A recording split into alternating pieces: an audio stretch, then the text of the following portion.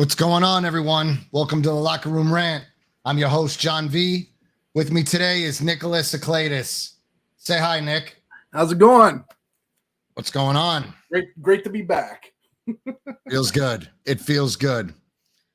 Tony's having some technical difficulties today, so Nick and I will probably be on our own. And if anybody wants to jump in, send me your link.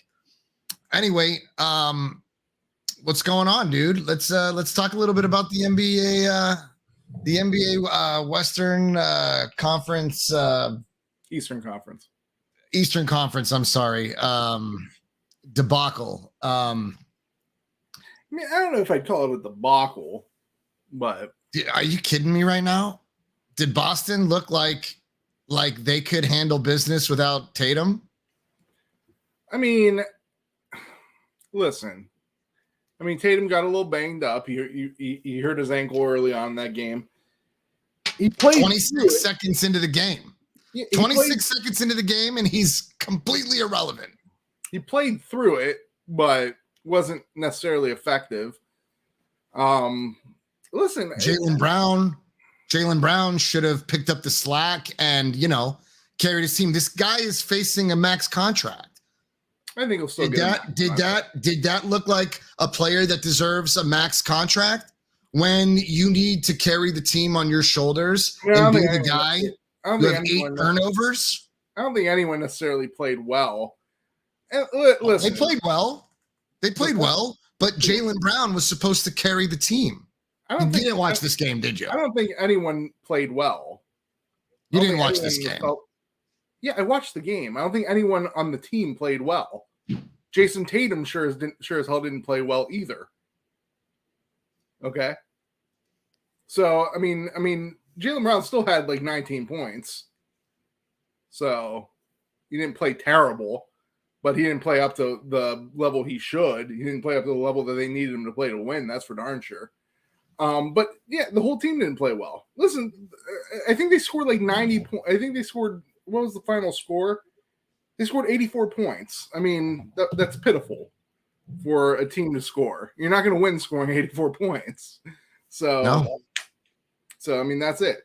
That being said, listen, I underrate the Heat just about every single year, just because I look at their team and I see not a lot of talent. I see a team that is a fringe playoff team. I see a team that should be like 8th or 7th seed, possibly 9th, 10th place in their conference. Yet every year they surprise me. I'm starting to think that Spoelstra might be the best coach in the NBA. No, he's definitely up there. Is he the best coach in the NBA? I don't think so. I don't think there's any better coach in the NBA. Who does more with the least amount of talent? And honestly, this guy Nick. There's talent on the Boston Celtics. They were the number 1 team in the Eastern Conference. You're acting like they're a bunch of bums. I'm not talking about the Celtics. I'm talking about the Heat.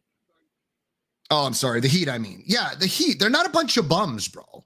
Tyler Hero could, in fact, be back by game 3. This is not a bum team. They were the 8th seed coming in. I'm not super high on Hero. I know we had this discussion with me and Tony, and Hero does put up some decent numbers, but I still don't think he's like a top tier player. That being said, they didn't have Hero this series. So who's on their team? Can you even honestly name me their starting lineup? No, don't look at your phone. Can you honestly off the top? I'm not looking at my phone. I'm trying to pair my AirPods. Okay. I'm trying to pair my AirPods. Okay. Can you honestly name me their starting lineup? It's hard. You have Bam. Duncan Robinson. I don't think Duncan Robinson. Jimmy Butler. Caleb Martin.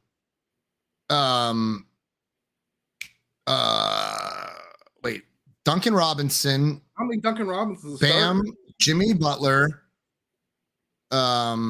It's hard. Caleb. It's hard. What? It's hard to name their starting lineup. You shut the fuck up and let me try? You've named Caleb Martin 5 times. I'm trying to think of who else is on there. The dude with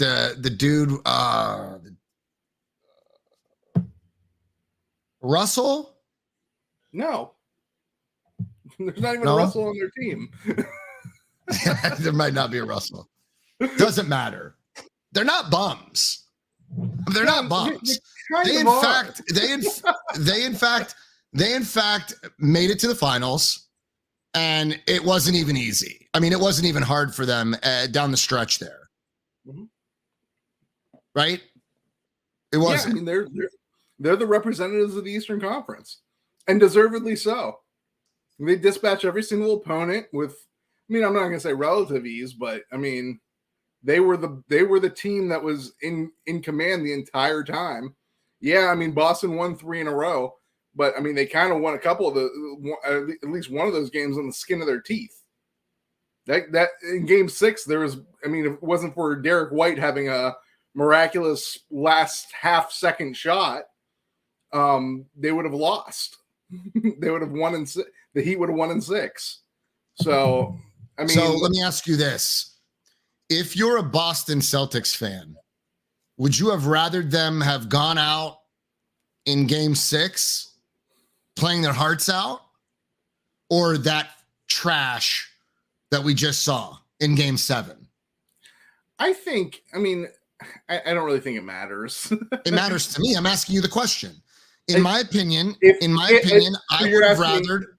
If I'm a Celtics fan, you're asking me if I'm a Celtics fan, would I have rather gone out in 6 in a hard fought game or once? I would have probably rather won 6 and went out in 7, because as a fan of a lot of teams, I want my team to play the most games possible. I want my season to be prolonged as long as possible. So even if you don't win a title, you still want to cheer for your team as much as you can. That being said, I totally thought the Celtics were going to win that series before last game. I thought going home, momentum in your favor, no way you're going to lose. Yet, the Heat have the confidence. You know, there's a lot to be made. I don't know if this is a normal thing or if it was just the Heat being uber confident. They had their plane tickets booked already to go to Denver. Now, I don't know if that's something that teams normally do, like I said, but yeah, they had their plane tickets booked already. They had in their head they won, and they came out and they showed up. They got Lowry. Lowry showed up. Yeah, what's up, Scott? I see you, fam. What's going on, Nick? Gammon, I see you out there, my man. Brandon, good to see you. Havoc, good to see you. What's going on, Havoc? We haven't seen you in a while. Nice to see you again. Havoc says, "Hola, bitches!" at the airport after meeting my newborn niece this weekend in SoCal. Oh, congrats, nice. bro. Congrats. In my opinion, dude, I'd rather go out in 6, hard fought, because to go back home and to lose like that was humiliating. That's fucking humiliating. 8 turnovers. Jaylen Brown threw away the game. Simply just threw away the game, dude. Listen, and honestly, like, his job was to carry that team. Your boy got hurt. He didn't play well, but let's not cover the fact Tatum had 14 points. Like, hurt or not, you're still playing. You're a star. You have to provide more than 14 points. You have to provide more than 5 of 13 of shooting. Like that. I mean, he could play. I saw the game. He was able to play. It might have been painful, but you're still able to play. You got to provide more. You're supposedly one of the top 5. People say you're one of the top 5 players in the league. You have to play on a hurt but not injured ankle. You have to play. He played 42 minutes. Got 14 points out of those 42 minutes. That's poor. Everyone's putting this on Jaylen Brown, but Jaylen Brown did score 19 points. And it wasn't efficient. I'm not saying he played well. I put this on Jaylen Brown. He played better than Tatum. He had to. Tatum was down with an injury. He got hurt 26 seconds into the game. 42 minutes. Tatum played the second most by far of any player on the Celtics. He was out there. He was able to compete. You think if Jordan rolled his ankle, Jordan's not still putting up 30 in Game 7 of the Eastern Conference Finals? It's not that, Nick. It's not that. Listen, it's not about. I'll even go a step further. A guy that I hate, LeBron James. You think LeBron James is going to go if he rolls his ankle, is going to go put out 14 points? LeBron had a bad ankle or a bad foot in that series. They got swept. I'm talking LeBron James in his heyday, John. Look, Nick, at the end of the day, the Boston Celtics have Missoula's just not cut out for this. And I don't believe that he's not an NBA caliber coach, because I do believe that he should he should keep his job. I just don't believe that he can keep up with Spoelstra. I just don't believe it. They came within one. He essentially let this team go out there and free ball. Okay. Every 4 or 5 games or so, the Celtics just come up short. They look flat. They're trying to get by on talent. They're not getting by on plays. They were in the NBA Finals last year, so let's not go too heavy on them.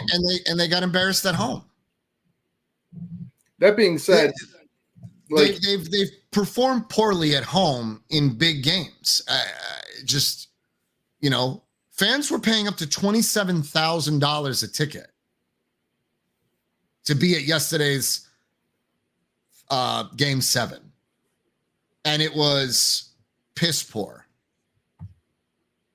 Well, you're not always going to get the greatest game on ever.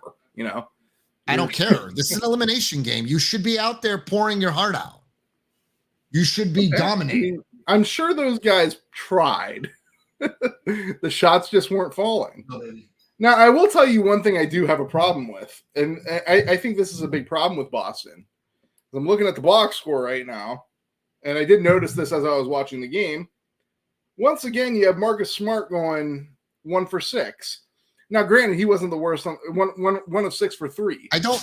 Marcus Smart sucks. I don't care about Marcus Smart.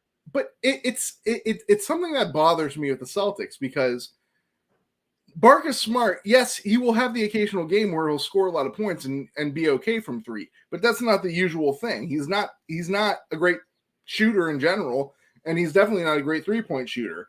And there's no reason in my mind why Marcus Smart's chucking up 6 threes. Yeah, granted, he wasn't the worst guy on that team. Jaylen Brown was terrible from 3. He was 1 of 9. Derek White, another guy that shouldn't be shooting a ton of threes, was 2 for 9. Why, Derek White was the only one out there putting it all out, putting it all out there for his team. Jaylen Brown's turning over he literally had 8 turnovers, bro. I understand he had a lot of turnovers, John. Yeah, he didn't play well. It's not good. It's not a good look. He didn't play well. It's not a good look for a guy that's looking to get a max contract. John, Jaylen Brown, not a good look. Jaylen Brown will get a max contract. He's not going to be in Boston next year. That might be true. That might be true. I'm 50-50 on that. I don't know what's in Jaylen Brown's head. I know the Celtics are probably going to want him back. I don't know whether Jaylen Brown's going to want to come back. Jaylen Brown may want to do things on his own, or he may want to come back and still team up with Tatum. I mean, you can't argue with his success. Before last year, I would have argued with that, but ever since last year, they went to the finals and they went within a stone's throw of the finals. So there's still a team that could possibly win a title.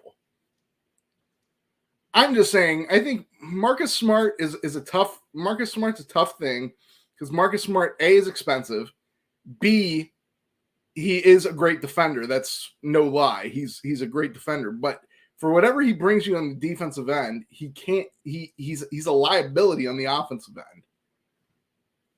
And I don't know whether it's worth it.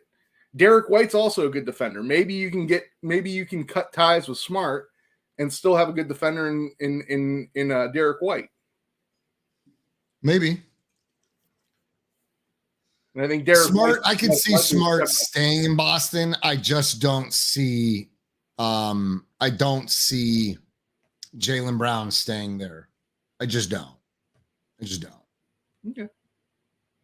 And that's kind of concerning because if Tatum has an off game, who's going to be there to? You're supposed to have. I mean, they'll get somebody else. Studs. You have to have 2 studs. Yeah, but they'll get somebody else. Somebody else will come to them. Somebody else is going to want to play with Jaylen Brown, with Jason Tatum. So I don't know who's available in free agency, but they will get somebody. But it might not be the case. Jaylen Brown might want to stay. Jaylen Brown might be like, you know what? The Celtics are going to give me buku bucks. I'll stay. We'll win a title with Tatum, and that's it. But like I said, I don't know what's in his head. I don't. Let's talk a little bit about Spoelstra. Is Spoelstra a Hall of Fame coach? Because before this year, I would have said probably not. But no, he is absolutely. He's got 2 championships. Why wouldn't he? Because just because you have 2 championships doesn't mean you're a Hall of Fame coach. You're a Hall of Fame coach. But I feel like this year he's very worthy of being coach of the year. And I think going to 4 finals, winning 2 of them, obviously it was loaded teams with LeBron, but whatever. But he's gone to 2 other finals. And who knows what's going to happen. If you're going to ask me who I think is going to win, I think the Nuggets are going to win. But that's because even after seeing what I've seen, for some reason in my head, I'm still underestimating the Heat. I feel like that lack of talent is going to come at some time, but maybe it won't. Maybe the Heat win. They don't lack talent. They don't lack talent. You couldn't name their starting lineup. You got shooters. You've got Lowry. You have Caleb Martin. You have Duncan Robinson. Those guys can shoot the ball. Jimmy can shoot the ball. First of all, Caleb Martin. Even Bam can shoot the ball. I don't know what you want. Like, quit downplaying the team. First of all, Caleb Martin. They have Tyler Hero, and he could come back in this series. So they have a handful of shooters that can be just as dangerous. Caleb Martin played his ass off this series and probably had the best game of his career in Game 7. Caleb Martin. You don't have to be elite. Caleb Martin is a fringe glue guy type guy that'll give you some decent defense, might pitch in scoring, but he's really a guy that is not a necessity to have on your team. But he played fantastic this series, and he played amazing in Game 7. I think Spoelstra's a Hall of Fame Duncan coach. Robinson is a one-trick pony. All he does is shoot. He doesn't do anything else. I mean, I don't understand why that's a bad thing. I'm trying to understand why that's a bad thing. It's not a bad thing in terms of Spoelstra puts it all together. It's a puzzle, and Spoelstra puts the puzzle together. But Duncan Robinson on the Heat is a very integral part of the team. Although he's not utilized every game, he's not utilized every series. He's utilized in the positions that he needs to be utilized in. And Spoelstra puts that together. Like this year I'm super impressed with Spoelstra. It actually changed my entire view on him. I was never disappointed with Spoelstra. During the LeBron years, I just figured who's not going to win with Bosh, Wade, and LeBron. And a bunch of the other pieces of guys that just wanted to flood the old guys that were still pretty decent, that wanted to flood there for a ring. But he's proven that he's more than that. What's up, Roy boy? Good to see you, my man. Appreciate you, brother. Thanks for stopping out. Havoc, I could agree with that, man. Brown, what's his name? Mike Brown. Coach of the year. The only thing is, I think Mike Brown actually had more talent. Like, he had more viable. Did Mike Brown win Coach of the Year? I think so. I think he did. I don't know if it's been picked yet, actually. He's certainly there. He's certainly. Look. Oh, look who it is. What's up, Scott? Good to see you, bro. I was just teasing Tony about jumping in, and then I saw you sent me the link. I was like, well, I'll go in there Yeah, jump talk in. shit for a minute. Yeah. Tony's coming too. Yeah, Mike Brown got Coach of the Year. Yeah. What's up, Tony? Tony was like, no, I'm not having this fucking clown fill in. I'm fucking livid. It looks like you're coming from the depths of hell. Like Kane. Like Kane and the Undertaker. This is like where the promos for the Undertaker or Kane used to come from. Like, I feel like Paul Bear's about to come out.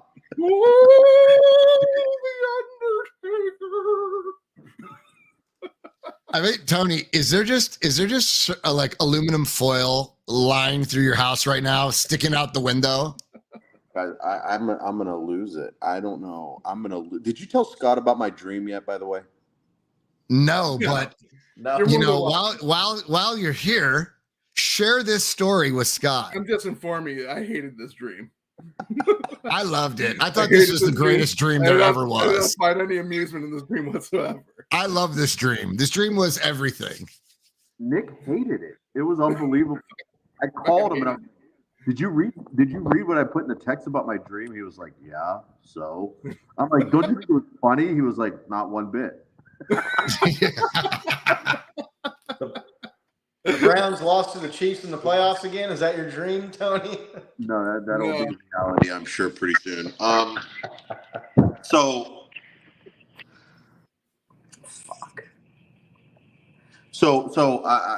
I'm dreaming, and it's the 4th of July, and me and Nick are trying to buy tickets to some 4th of July fireworks extravaganza. So we pull up to a big building, and that's where you go to buy your tickets. And there's 2 lines, a line on the left and a line on the right. There's cars galore in line trying to get tickets. And I look at Nick, I was like, should I go to the left line or the right line? He goes, what are you, crazy? You go to the right every time. So I go in the right line, and as soon as I get in line, I look over, and all the cars from the left line are already through the line and through. I'm like, thanks a lot, Dick. And up at the ticket line, there's a guy with a cane, and he keeps tapping the cane on the road for something, like the cement, tapping the cane. And he got a silly little vest on with like fireworks on it, and it's John. As we get closer, we realize it's John, and he's tapping this stupid stick, almost like he was a blind dude, but it was just like a stupid stick he kept tapping on the ground. And he had a bunch of like attractive girls working for him. And we get up there, and John's like, hey, come on, quick, no time for jibber jabbering. And he keeps tapping the stick on the ground. And the girls are like, what an asshole. And we get up there, we're like, hey, what'd you say about him? That's our friend. We're going to tell him you said that. They're like, please don't tell him. We're like, no, he'll kill you. He's crazy. So we get to the line, we get our tickets. We go and we park at the fireworks extravaganza. And as we're walking up to the extravaganza, we park our car and we're walking to the extravaganza. We see Big Mike from Nothing But Niners, and he's walking with like the hottest girl we've ever seen. And the girl is eating a sandwich, and she starts choking. And Nick, being the nurse that he is, steps up, saves her life. And when she like spits the sandwich out, it's like a bunch of hair comes out. And we're like, what kind of sandwich was that? She was like, it's a hair sandwich. We're like, where the fuck did you get a hair sandwich? And she was like, you see that little shack over there? It's a restaurant, and they sell sandwiches, and their specialty is hair sandwich. I'm like, what? This is the dumbest thing I've ever heard. So we go to the shack, and sure enough, it's a restaurant. And we walk in, and I was like, I want this hair sandwich. And the girl that was working at the front, she was like, ooh, not too many people know about the hair sandwich. I'm going to have to get my manager. And she goes, okay, have a seat in that room over there, and I'll go get my manager. So me and Nick go in, we're sitting there, and we're like, what is this hair sandwich all about? Sure as shit, the door flies open and it's Scott. Scott comes walking in. And Scott's the manager of this fucked up restaurant. And I was like, Scott, what's up, dude? Are you kidding? This is crazy. He goes, I hear you're interested in the hair sandwich. And I'm like, yeah, definitely. He goes, and you were like, do you want to try the best hair sandwich there is? And I'm like, absolutely. And you were like, in that box up there, and you pointed to some shelf, and there was a box at the top. You were like, and it was labeled LeBron hair. So fucked up. And it was LeBron James hair that you said you've been collecting since he was like a rookie in the NBA. And this LeBron hair sandwich cost it was like $100 for a LeBron hair sandwich. And I was like, dude, Scott, that's $100. Can you cut me a deal? He was like, yep, $50, LeBron hair sandwich. And I'm like, Nick, you want to do it? And he was like, we got to now. And he was like, you said 2 hair sandwiches coming right up. And you opened the door and you were like, hey, get your ass in here. And Lainey comes walking in. And you were like, Lainey, 2 LeBron hair sandwiches for Nick and Tony. And she was like, coming right up. And she walked away, and I woke up. And I was like, that's the weirdest fucking dream I've ever had in my life. I'm not gonna let you to talk of that story, Tony. It was just weird to interact in person with Scott. I'm glad I got to see you, buddy. Thank you. Yeah. No,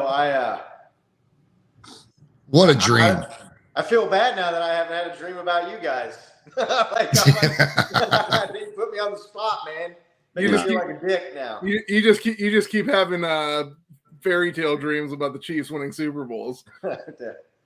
Right. Yo, this comment, this is my brother Gus, and I get a text message from him, and he sends me some videos from the Cavelli Center, and this is a building here in town, Scott, and at that building was the DeBartolo Foundation was having, I think it was a scholarship. I don't know. It was a DeBartolo scholarship, I think.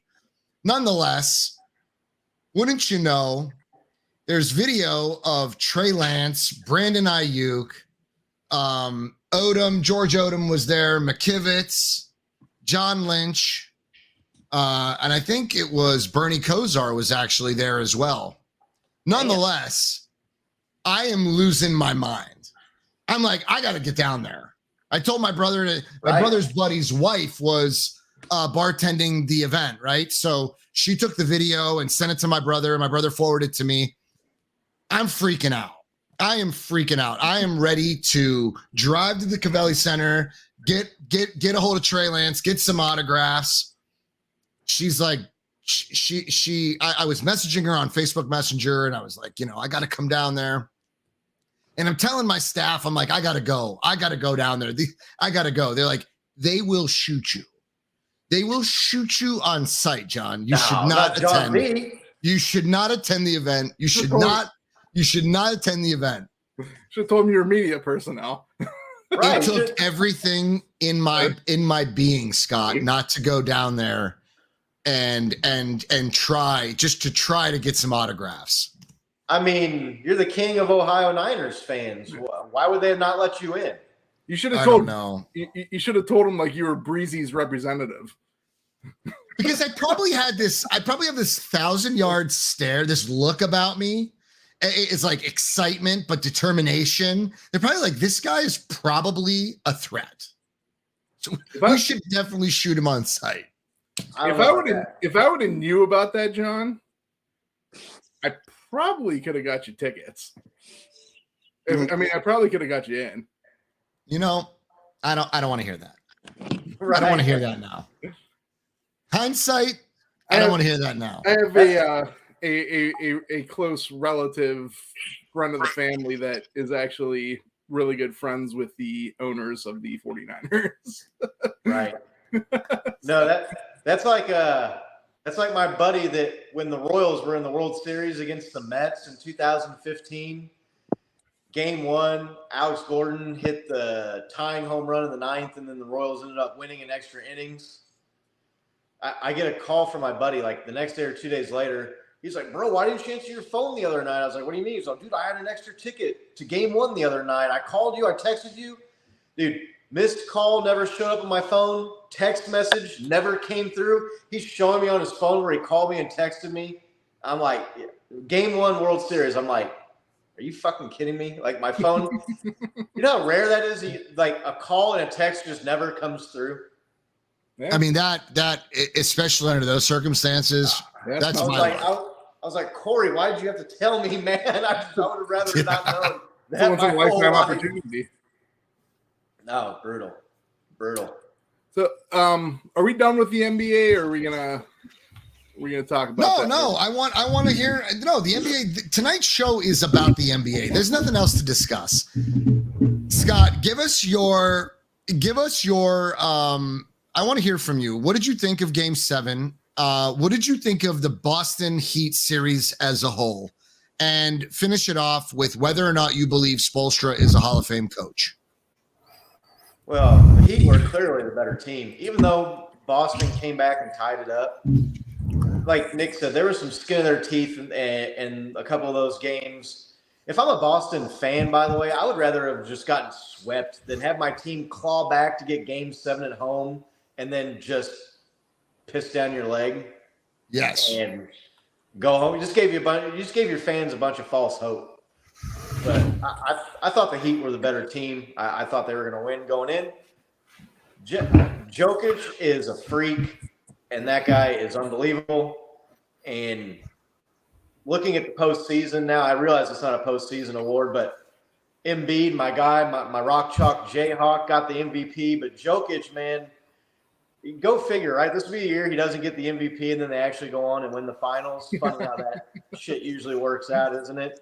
But yeah, no, I don't. Boston to me they played above their heads a lot. When they beat Philadelphia, I was surprised. I thought Philadelphia was a much better team. I underestimated the playoff postseason Harden effect. It's real. That guy, I don't know what it is about him. He can just dominate, and then you get to the postseason, and he almost turns into like a different player. I don't know. It's weird. I don't know if it's pressure or what, but yeah, I thought Miami was going to win. I was kind of surprised that they didn't sweep when they went up 3-0. I was really surprised that Boston brought it back. But I've been commenting on this show for how long now?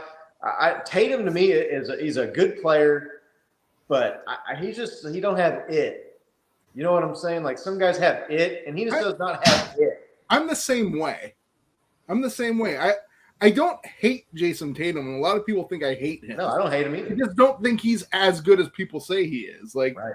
He's great. He's great. He's one of probably the top 15 players in the NBA, but he's not even close in the top 5, in my opinion. No, yeah. I mean, I'd rather have Embiid. I'd rather have Jokic. I'd rather have a lot of guys. Yeah. Other than Tatum, but you know, Steph Curry's better than Tatum. There's a hell of a lot of. I'd probably rather have Jimmy Butler than Tatum. To be honest with you, it's arguable at least. So I don't know. Spoelstra, we'll see if he can win a championship. It's funny how everybody talked about how him and LeBron didn't get along right or whatever, and there was all that friction, and that LeBron was carrying him and as the coach and the team to all these and all this success, and now the guy's like done it without him. So kudos to him. I don't see Denver losing this series. I think Jimmy Butler is good to probably pull out 1 or 2 games, lead his team to a couple of victories. But I mean, I won't be surprised if it's Denver in like 5. They're just that good. They're so good. Here's the thing. I think Denver. I would pick Denver to win, but I mean, this Heat team is just scrappier than shit. They are. And, like, I don't see them going down quietly. No, and I won't be surprised if they win. But I mean, if I was putting my hard-earned money on the line, I'd bet on Denver. Like I literally thought the Heat have had the worst team in every single one of their rounds, and yet they've come out on top. I mean, they whooped the Bucks. I thought the Bucks were a more talented team. The Knicks arguable, but the Knicks had a pretty talented squad this year, actually, and for sure the Celtics I thought were more talented. I mean, the Heat won. I feel like the Denver Nuggets, who they play in the first round? Nuggets, they swept their ass though, didn't they? Was it Minnesota? Sacramento? No, it wasn't Sacramento. That was Golden State, wasn't it? I want to say it was The like Bulls. Minnesota. No, they're in the Was it the Bulls? No. Oh wait, what are we talking about? The Denver. first round, Denver. I want to say Denver. Minnesota. Timberwolves. Okay, so they played Minnesota. You got Rudy Gobert, Towns. Second round, you go and play the Lakers with Anthony Davis and LeBron. And then that was third round. Second round, you played Kevin Durant and Booker. I feel like the teams that they have played and a little bit themselves, if you go to California and you're in Beverly Hills and you see all those rich people walking around with their little dogs, their little chihuahuas and their little, like when you see those dogs in Beverly Hills, they're like real privileged dogs. That this Heat team, these motherfuckers are from the pound. You're going to the pound, mother. You're like, these motherfuckers like don't have hair and shit, like missing hair, got like bite marks on them and shit. They're hungry as fuck. Like that's who you're going to play now. So the fact that people are just handing this over to Denver, I think will end up winning, but it's not going to be fucking easy for them. This team will get dirty with them sons of bitch, and they will be out coached. The coaching will belong to Spoelstra. He'll have his boys prepared, and all this talk about Tatum and Brown and the Celtics and what do they do from here? Sometimes in the NBA, you just get beat. Right. I don't think there's anything wrong with the Celtics. They got the same team as last year, only they have Brogdon. They added Brogdon and didn't lose anybody else. And they played good against the Warriors in the finals. They ran into that pound. They ran into the pound puppies. And those sons of bitches, they come with a hard hat to work every single day. They're not privileged. I mean, they got some gritty ass dudes on that team, and that's what you need. I mean, talent was Boston. They had the talent. They probably have the most talented team you could say in the entire league, if from top to bottom. But some talent doesn't get. Sometimes talent doesn't get it. Yeah. You have to have some hungry dudes. When LeBron went to Miami, you remember when they played the Dallas Mavericks the first year, and Dallas beat the shit out of them. Oh, yeah. Dallas had those dogs, and no one gave Dallas a chance. LeBron, Bosh, Wade, they're gonna beat the shit out of the Dallas Mavericks. Dallas Mavericks had a hungry Dirk, a hungry Jason Kidd, Jason Terry, just those gritty dudes that come to work every day. And that's how I see this team, this series. Yeah. Maybe an even better example was the Detroit Pistons over the Lakers when the Lakers had Shaq and Kobe. Yeah.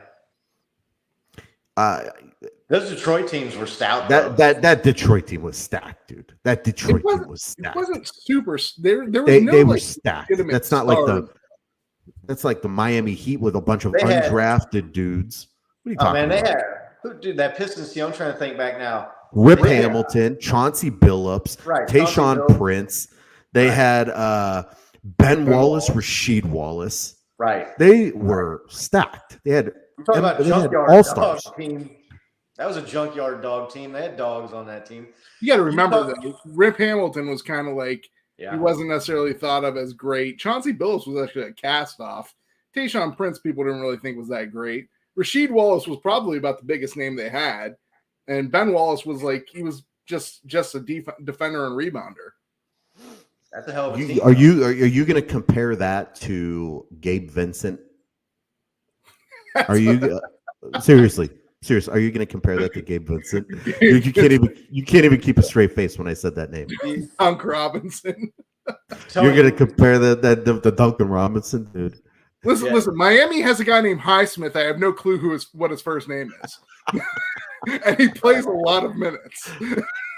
Tony, you were just talking about when the Nuggets took out the Lakers. Do you remember all the Lakers fans after Game 1 of that series when Denver won? And they're saying, the Lakers are in a good position. The Lakers got to be feeling great. Jokic just played a perfect game, and Denver was up big, and they barely won that game, and the Lakers are sitting pretty. And I was thinking, dude, you got 70 from AD and LeBron, and it still wasn't enough to win. You're in trouble. That was the weakest narrative going around after that first game of that series. And then they just pretty much smacked them the rest of the end and swept it out. So Lakers were just too soft. That's just too soft of a team. They don't have any killers on that team. LeBron was starting to show his age. I told you guys, I think the last show we had, I said this is going to be a sweep. They're going to sweep them. And sure as shit they did. This Boston-Miami series, I was watching ESPN all day yesterday. All day. And they were already saying like how much this is the greatest comeback in sports. Can you compare this to, is this better? Is this better than the Cavs in 2016 against the Warriors when they came back 3-1? Is this better than the Red Sox when they came back against the Yankees? They're bringing all these Red Sox players on to talk about the comeback, and everyone was like comparing where this ranks in history. I'm like, they still have to fucking play a game. They still have a game to play. Right. Why are they already saying how great of a comeback this was? They have a game to play. So I started getting this feeling like, man, and I don't know if you guys saw the press conference after Game 6, the press conference with Spoelstra and Jimmy Butler, all those dudes. They're like, I wish we could play right now. They're like, man, how do you bounce back after how that game ended? How are you guys going to bounce back? They're like, bounce back. We want to play right now. We want to go out there and play another game, Game 7, right now, and we will beat the fuck out of them. I promise. Yeah. And they came back, and they did. Credit to the Heat, though. When you get up 3-0 and you let a team crawl back to 3-3, there's got to be a ton of pressure on you, you'd think. I mean, like I said, that's a talented team. That's probably Is it talent though, Nick, or are they trying to stretch the listen, it's Vegas always has influence in every series, every game, no matter what. You couldn't go 10, 11 days without playoff basketball. It's just not good for the network. I mean, the network invested how much money into it? They got to get something back out of it, right? So conspiracy here. I'm not going conspiracy, Nick. I think what you fail to realize is that transparency right now, it's so transparent that I just don't think anybody really gives a fuck. You know what I mean? Here's my question. I hate when people say they start talking about Tatum. Tatum this, Tatum that. Tatum's the top 10. John, you love Tatum. John, you love Tatum. You're a big Tatum advocate. I didn't even get a chance to give my piece, but I do not agree with Scott or Nick. Yes, you're right. Funko Pops he bought. Here's my thing. Oh damn! If you have a Funko Pop, you love that motherfucker. So. You can be Tatum is not. I don't think he's overrated. I just think that maybe he just doesn't finish in big games. But then again, in the series, the guy could put up 40 points. He's not consistent, and I feel like if you guys want to say he's overrated, that's fine. But say that he's inconsistent because he can play. He can play. Yeah, he can ball. And overrated doesn't memes suck. Like, Right. you can be overrated and still be really freaking good. I just don't think he's a top 5 player, like Nick was saying. In the NBA, He's a very talented player. He's very talented. Let me tell you what he's his not. Position, he's got to be top 5. Let me tell you what he's not. He's not a killer. He's not a killer. I think he thinks he is, Tony, but I think you're right. He definitely thinks he is, no doubt. He's not a killer. I think Brown has more of a dog in him and more of that more Mamba mentality than Tatum does. Tatum's just an excellent basketball player. He needs to every time someone was a killer in the NBA, they took shit very personal. If you watch The Last Dance with Michael Jordan, he would just find shit. And if he couldn't find it, he would make it up in his head and brainwash himself into thinking like this guy just made fun of my mom. And he would just make shit up in his head and go out there and want to kill you. And Kobe was the same way. End of the game, the ball's going in their hands to win or lose. Look at Game 6. I didn't watch the end of Game 6. I fell asleep, and when I woke up the next day, all my neighbors were talking about it. They were like, "Wow, did you see the end of the game? It was crazy." Marcus Smart took the last shot, and he missed, and White came up and got the rebound and put the putback to win the game. And I'm like, did Jason Tatum foul out? Was he injured or something? They're like, no, why? Like, so watching. So Marcus Smart took the last shot. He missed, and then White came up. Is it Devin White? What the hell's his name? I'm like drawing a blank. Derek White. Derek White. Derek White comes up, gets the rebound. I'm like, where the fuck's Tatum? Like, you think Kobe was letting Marcus Smart take the last shot? You think Michael Jordan was taking Marcus Smart to take the last shot? No. Are you guys like that's what I'm talking about? Ball in his hand. I don't care. And if the coach couldn't draw up a play to get the ball in his hands on that last play, you need a new coach. Oh, yeah. And it's sad to say because they've had 3 coaches in the last 3 years. They've had the goofy dude from Butler. What the fuck's his name? That's the GM now. Stevens. They had Stevens. They had the dude that couldn't stop fucking and got fired. What's his name? Udoka. And now you got this dude. That's 3 years in a row with new coaches. I got news for you. This guy. I think Missoula, Tony, did get out coached. I do believe that. I agree with you. But I don't know that Missoula should lose his job. Because essentially they were still the number 1 team in the East. Now, if you're going to make the claim that they did that based on talent only, your talent can only get you so far. And this is where I believe that the Boston kind of fell through. I feel their like their offense was come up the floor and shoot a 3. Contested or not contested. They came up, they shot 3-pointers. I don't know what the stats are. Nick, check the stats from 3-point shots last night. Just the last game? It was just the last game. I don't even need to look it up. It was Jaylen Brown was 1 of 9. Jason Tatum was 1 of 4. Marcus Smart was 2 of 6. And Derek White was 1 of 9. No, I'm sorry. Marcus Smart was 1 of 6. And Derek White was 2 of 9. I think Horford had a couple. So they were like when you're a good coach, you adjust to that stuff. Right. You adjust to that. You refigure the game plan. They were not winning because of coaching this year. They were winning because of sheer talent. They were just more talented than every other team. And they really didn't have any injuries this year.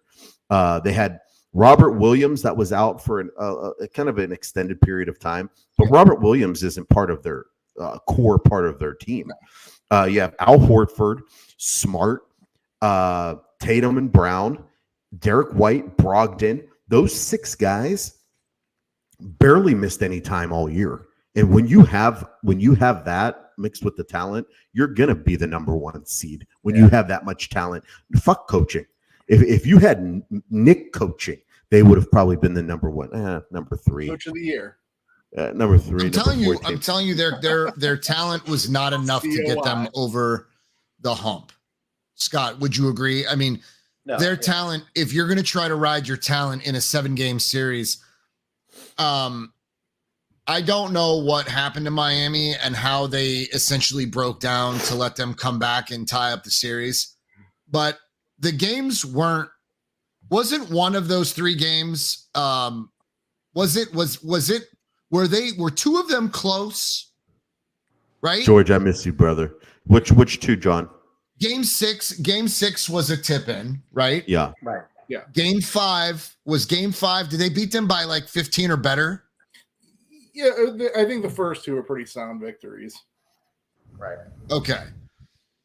So my point is, I heard on the radio that Boston relies too much on talent, that they were not creative enough from the coaching position. And I think that's where I agree with Tony. I think that's essentially true. Like Joe Mazzulla was just outcoached by Spoelstra, who, Tony, would you agree is in fact a Hall of Fame coach? Without a doubt. Nick doesn't think so. What? No, that's not what I said. You said just because you won a championship doesn't mean you should make the Hall of Fame. You said that. I agree with that. I said that. Nick Nurse, but Budenholzer, those guys right now aren't Hall of Fame coaches. What my statement was that before this year, I wouldn't have said Spoelstra was a Hall of Fame coach. After this year, I definitely say he's a Hall of Fame coach. Yeah. Basketball is like such a weird sport though, because you only got 5 guys right on the court at a time. So you can be the more talented team, but if you have the best player on the court, you can overcome the other team being more talented at the other 4 positions. And I think you see that with Jimmy Butler, man. When he goes off, that dude is the best player on the floor. You see it all the time. I mean, the guy, I don't know if I would put Jimmy Butler as a predominantly better player than Brown or Tatum. Like I think talent wise, no. I think talent wise, no. He's not as talented as them. He wants it more. Yeah. He wants it more. He's a killer. Right. Yeah, I mean, skill set's only a part of it, right? You got to have attitude. You got to have tenacity, and that guy will throw the team on his back and win you a game. But yeah, he's a little older too, so like he's hungry for sure. Like he wants it. He knows he's got like 2-3 good years left in him, and that's it. Like Brown and Tatum, they're still pretty young. Like they got 5, 6, 7 years left in them. You know, I think those 2 are still younger than like Jordan and Pippen were when they started winning championships. Yeah. Like they are. I wouldn't just like explode the team and start over.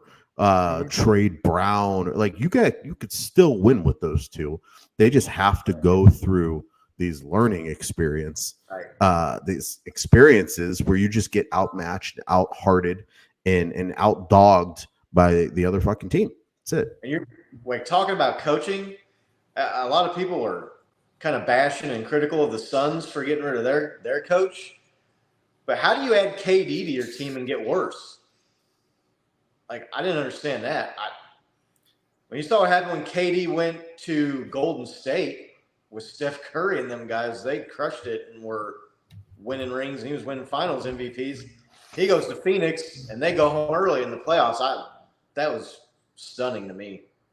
Monty, I liked Monty. I don't think that he deserved to get fired.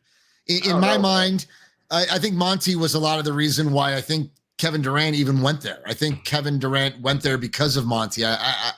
I do believe that we're going to see some bullshit here this offseason regarding Kevin Durant and the Suns. I don't think they played their cards right. I think Monty deserved at least another season with Kevin Durant on the team. He was injured for quite a bit of his first season with the team. So I think that was kind of premature. But I think Tony, I think that Jaylen Brown is facing a max contract deal, and I'm pretty sure that Boston is looking at him like you were supposed to carry this team.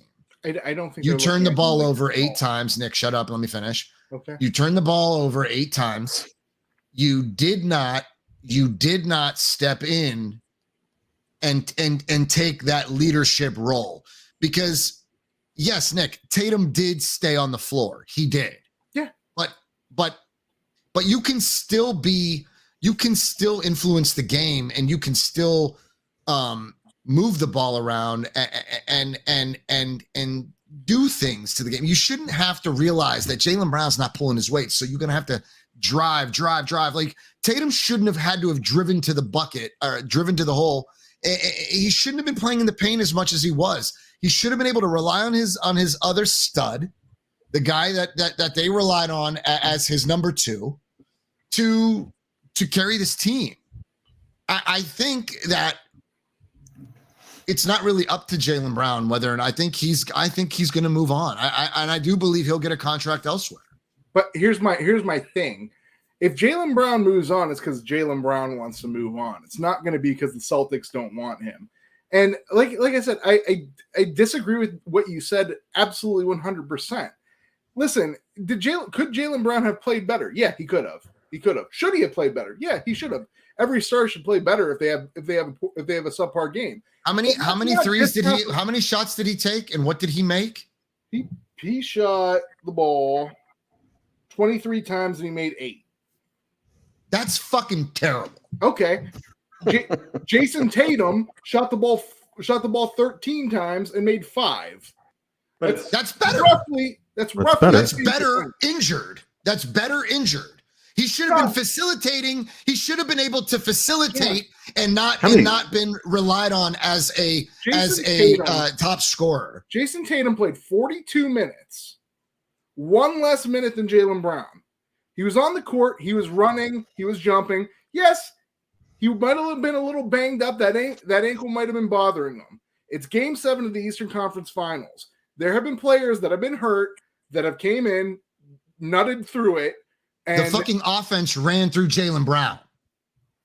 John, yeah. Right, but is it Brown's team or is it Tatum's team? It's both. I mean, it's their team. They are the 2 leaders of that team. It's up to them to carry the team. Now, it's very simple. Patrick Mahomes fucked up his ankle.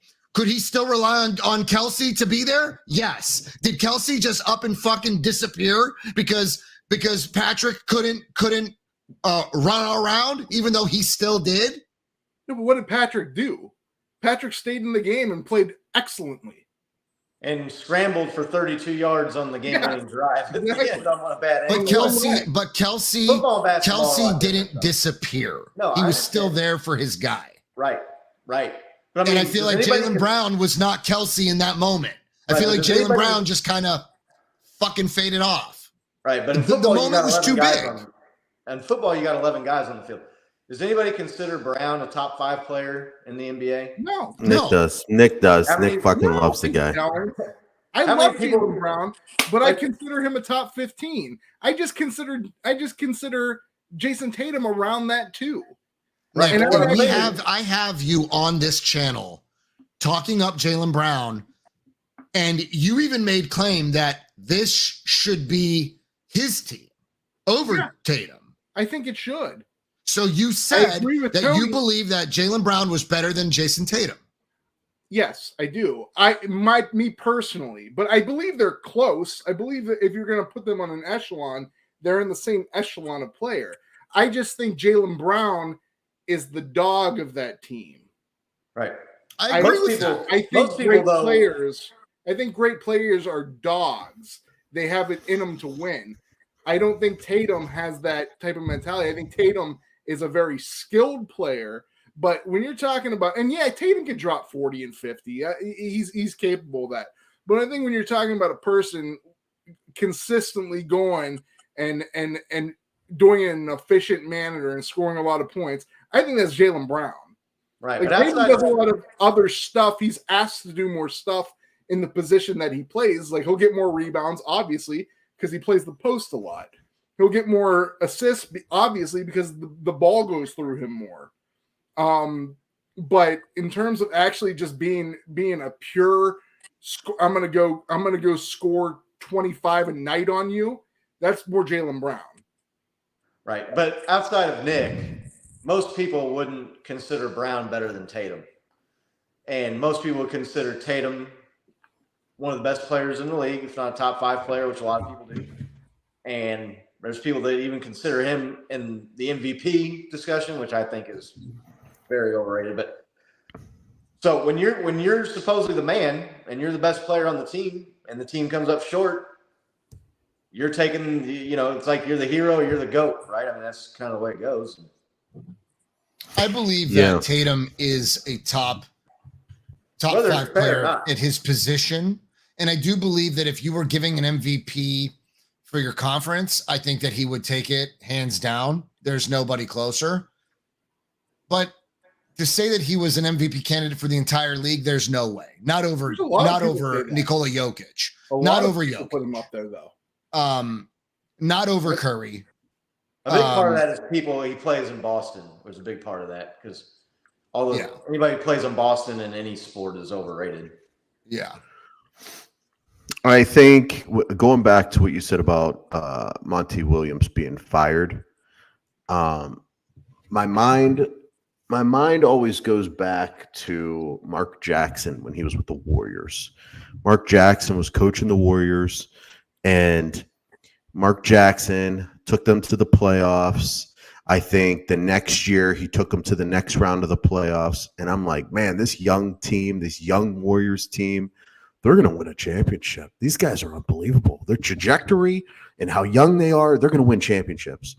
And what they do that offseason, after still progressing, they fired Mark Jackson and they brought in Steve Kerr. And I'm thinking, what the hell would they do that for? They just ruined all this chemistry. No, they knew Mark Jackson was maxed out to what he could do. His capabilities were as coaching that Golden State team. Got rid of him. Shouldn't have. There was no reason as a normal NBA fan watching why they would have gotten rid of him. They knew what they were doing. They brought in Steve Kerr, and now they're hanging banners. That's when they started hanging banners. There's some coaches that can only take you so far, and they probably looked at Monty Williams and said, this guy's only going to take us so far. We need someone That's better. That's a good take. That's a fair take. 2 years ago, the Suns lost in the finals, right?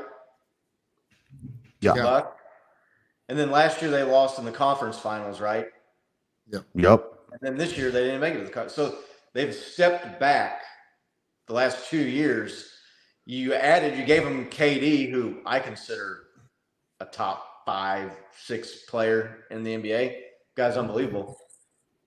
Granted, he was a little bit banged up. You're right there, John. But, I mean, you added KD in the last 2 years. You've gone backwards. I mean, Chris Paul was banged up too. You can always count on him to fuck them over at some point. He's always injured. Every playoff, that fucking guy. Right. But they've got other players, man. They got Ayton. They got I think DeAndre Ayton actually took a step back. And I think he hurt the team this year ultimately. KD, I think if you guys want to talk about somebody that was overpaid and overrated, was definitely Ayton. I mean, I said that Ayton should not get paid a long time ago, and I was laughed out of the building. No, he should have gotten paid. I just don't think that he should have gotten paid 140 million or 130 million, whatever it was. I said Ayton's not nearly worth the money. And even if he got paid over 100 million, even if it wasn't a max deal, he shouldn't have got paid that much. Ayton is soft. He's soft. He's always been soft. He's always going to be soft. He's there. He's always there. Man. Booker's injured. Chris Paul gets injured. I mean, DeAndre Ayton is the only pillar of positivity on that squad who stays relatively healthy. I think you can win a championship with Ayton on your team. I do believe that too. Ayton, the year that they went to the finals, had an outstanding year. Yeah. He was like he had an outstanding year. Last year, He took a step back, but you guys, I don't know if you've heard this, but him and Monty Williams had a fucking thing. They had like a thing where they just they just didn't like each other. He didn't want to play for Monty Williams. When Ayton signed his big deal, Monty Williams didn't call to congratulate him, which I guess is a fucking thing in sports. So they had beef. So who knows how much that bled into his progression as a player. I think Ayton, I mean, you got to think Ayton as your fourth option is that's a team that could win championships when Ayton is your fourth option. Yeah, for sure. I mean, he's one of those guys that is just pure talent is driving that guy. That guy, he has not increased his game at all. He's just 7 foot tall. He was blessed. Sometimes that's enough for the position, Nick. For a center, that's enough. Your athleticism, your talent at that position, that's enough. But that's enough. I feel like you can get that elsewhere, though. I feel like you can get that elsewhere and cheaper. No. Yeah, I mean, he got overpaid, but again, I mean, the point remains, you can win a championship with him on your team, and when you continue to take steps back year after year, and you have players that are taking steps back, that's going to go on the coach. Chris Paul's 100 years old. He's fucking chasing a ring that is never going to get. It's unattainable. Yeah, but that's not his team, though. That's Booker's team. Like I feel the Suns don't play any worse. That's true. I feel like the Suns don't play any worse when Ayton's not in the game. I feel like the Suns don't play any worse when they're having to roll with Bismack Biyombo or Jock Lawndale. Yeah, I feel like they're just as good. What the fuck is he saying, Tony? I feel like he just named JaVale McGee. JaVale McGee. I feel like they're just as good with those guys out there as they are with DeAndre Ayton. No, because Ayton's numbers that year that they threw the book at him, he had a phenomenal season. He's getting you know what? They did the same thing that the Warriors did that with Jordan Poole. He contributed in that championship, and they threw a 4-year, $140 million contract at the kid. And then he gets his face punched in by Draymond. Now all of a sudden there's a rift. That rift somehow bled into this past season. They played like garbage. Curry was injured for like 25 games. Now Bob Myers is leaving, so nobody even knows why the fuck he's leaving. Anybody want to know? Today he had his press conference. He's stepping down. Why the fuck would you step down? You have 4 championships with this team. You hired Kerr. You put this team together. This was you. You built this team through the draft. Why the fuck is he stepping down? Does anybody have any idea? I think it might be over for the Warriors now. You're telling me that's why he's bouncing? I think so. Bullshit. That team. I don't agree. I don't think that the Warriors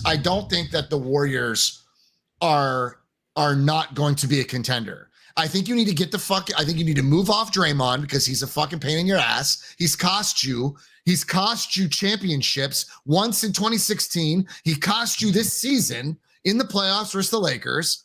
He finds a way to run his mouth and he gets booted, right? Scott, we've talked about this, I think, in the chat. I think it's fair to say that Draymond has gotten in the way of their succession. So to say that you, Nick, believe that the Warriors are done, they're not done. They're not done. I think a defensive bully is easy to replace, like Draymond Green. Like, I agree. Here's the thing. At one point in time, here's the problem with the Warriors right now.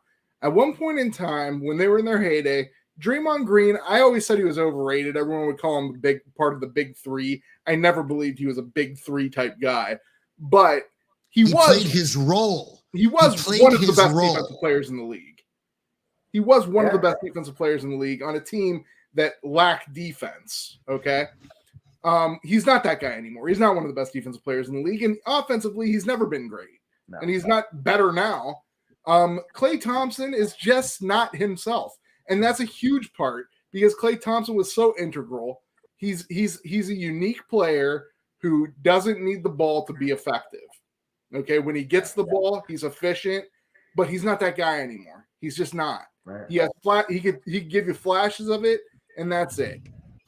Steph is still great, but he's not what he once was. He's good. He's getting up there in age. I don't know. He's still pretty fucking good. I mean, I don't know. Dude, he had a fucking terrible shoulder injury this year, bro.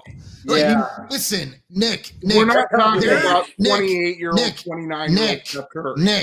Nick, I'm going to stop you right here for a second.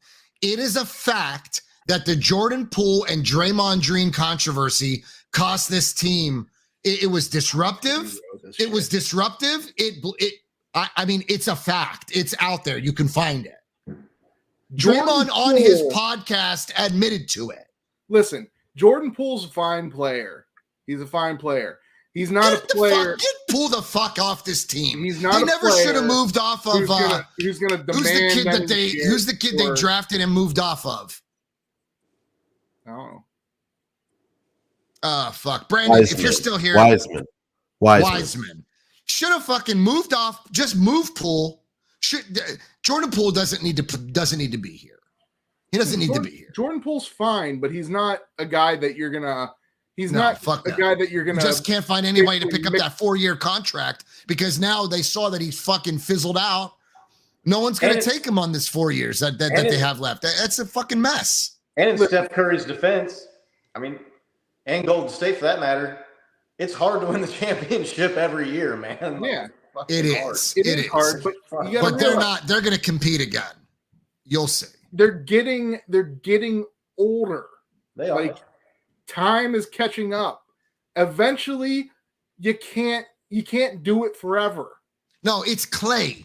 Clay, for some reason, we just keep giving Clay a fucking pass for his injuries. Fuck that. Stop that.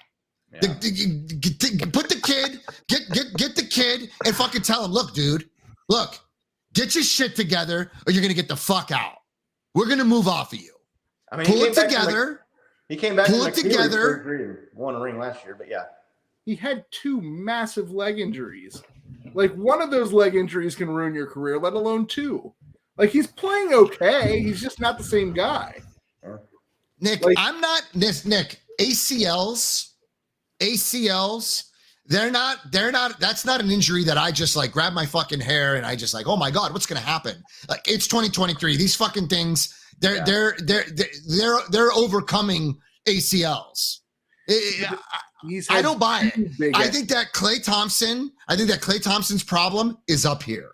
I think it's up here. I think Klay Thompson is grasping. I think what upsets Klay Thompson mentally is that he's not the guy 3 years ago, 4 years ago. I think that, like, motherfucker, no.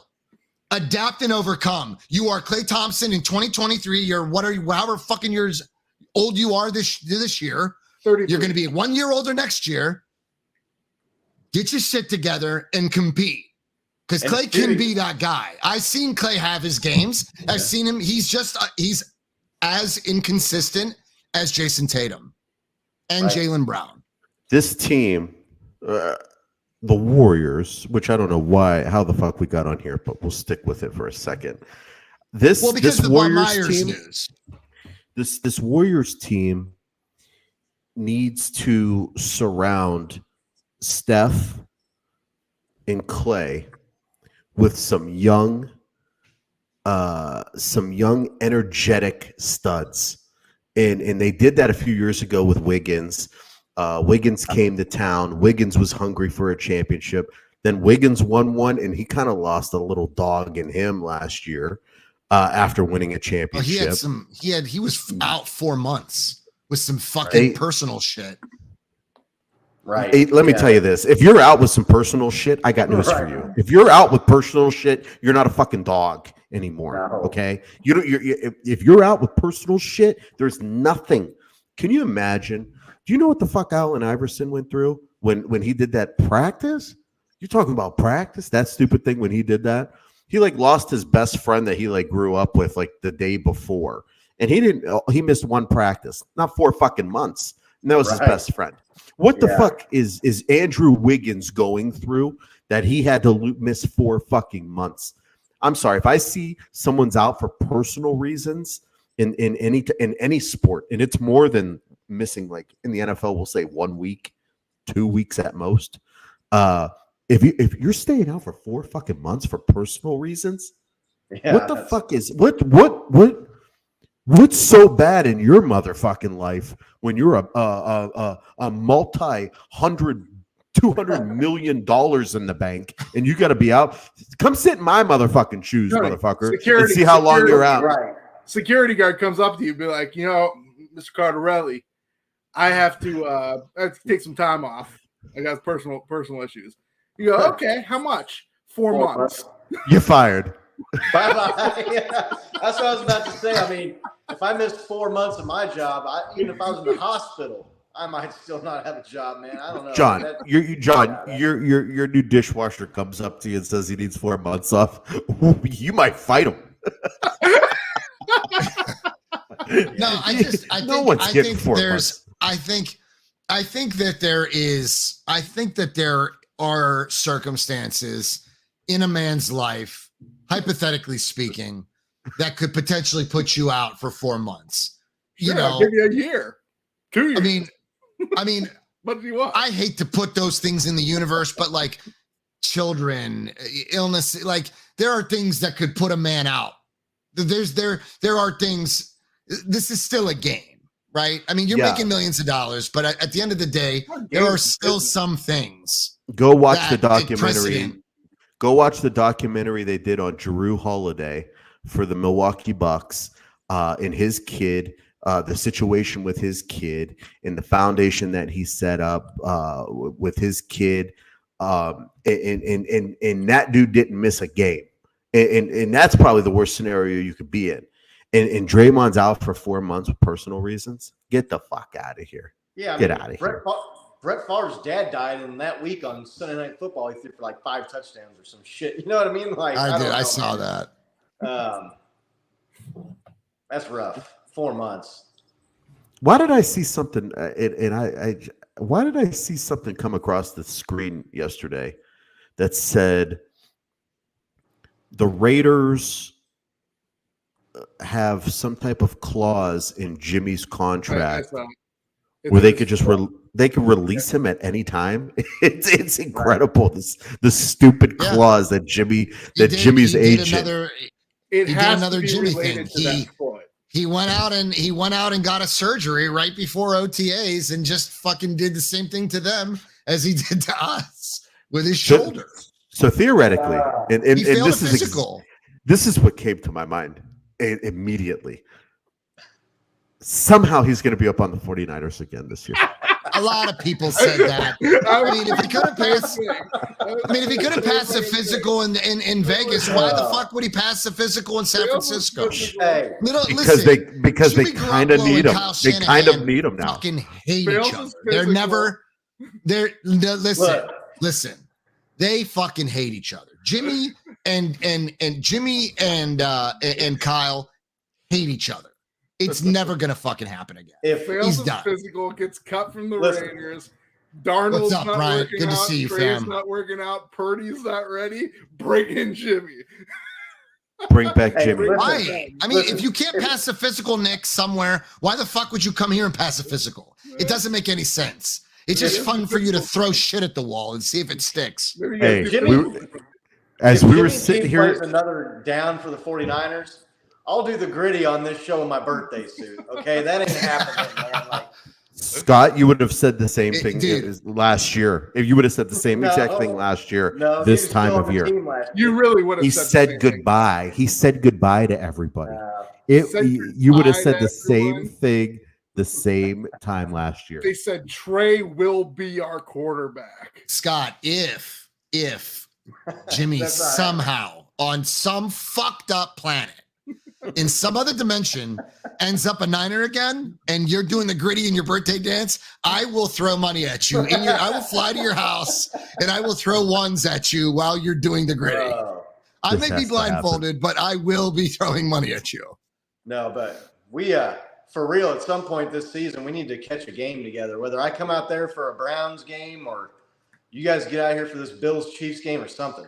We got to get to a game. Baseball. We got baseball. Scott and I really like baseball, and Kansas City's got a squad. I think you guys are. No, we're terrible. We're 17-38 right now. You say that as Are if you? me and Tony don't like baseball. I'm not flying. I mean, I'm I not love flying. baseball. I'm not flying to Kansas City to go watch Dude. the fucking Royals. That's just No, not gonna happen. No, listen. I love my Royals, man, but like I always tell people, the Royals going to those 2 World Series and winning that World Series in 2015 it's like the best thing and the worst. Uh-oh. I got a phone call. We lose them. My bad. Must have that Tony. It must have that Tony internet. No, I got a phone call. I'm on my phone. No, my Royals, man, they went to that World Series, and forever the Royals were terrible. And I figured, oh, well, they're just the worst team, and it's the economics of baseball, and they have no chance to compete against the Yankees and the Red Sox and these other teams. And then they went to the World Series and were competitive and won a championship.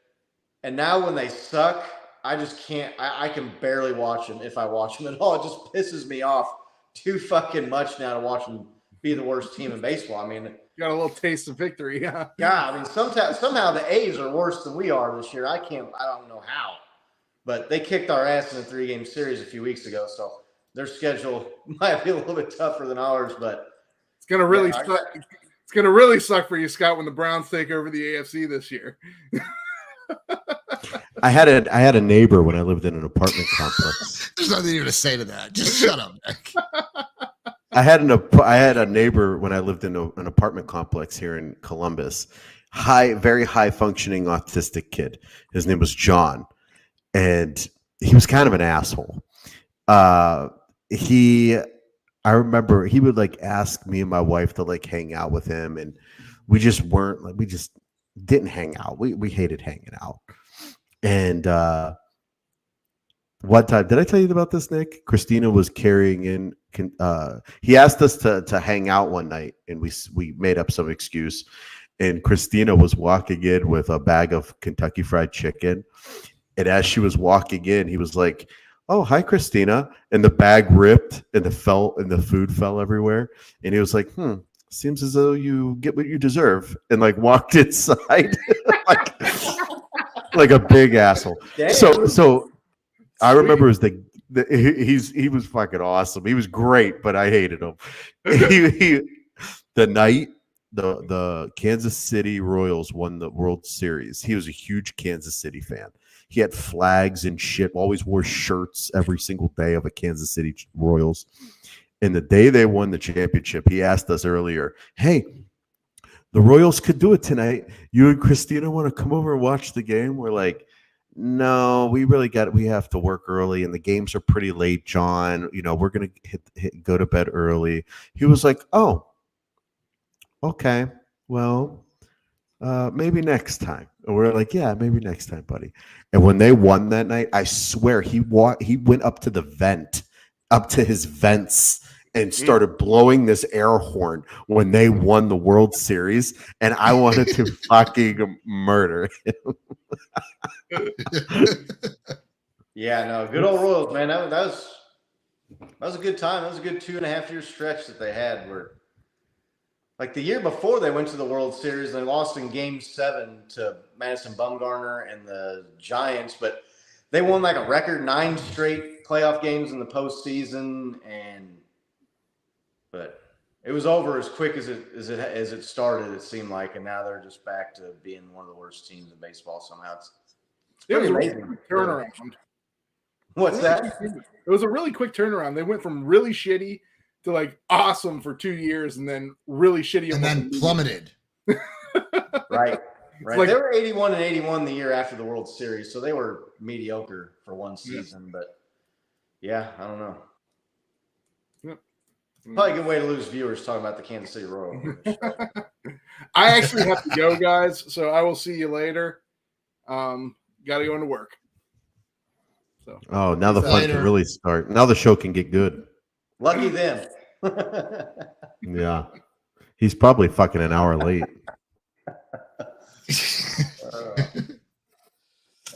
Good old Nick. I like Nick. Nick's a good dude. Oh, said nobody ever. He's got some terrible sports takes, but other than that, he's a pretty good guy. Yeah, he sucks. His Browns, man, his Browns are not going to be good this year. I don't know how to break it to him, man. I'll tell you what. They might finish last in that division. The only thing that worries me, and I say worry because me and him have a bet. I think if the Browns finish in first place in that division, which I don't think there's a snowball chance in hell, he gets to give me the mandible claw on live on air. And if the Browns finish last in the division, I get to give him the figure 4 leg lock. The only thing that scares me is there's rumors out there right now that DeAndre Hopkins is interested in teaming back up with Deshaun Watson. And if those two get together with Amari Cooper, that's a pretty high-powered fucking offense. You mix in Nick Chubb and Njoku, that's a high-powered offense at that point.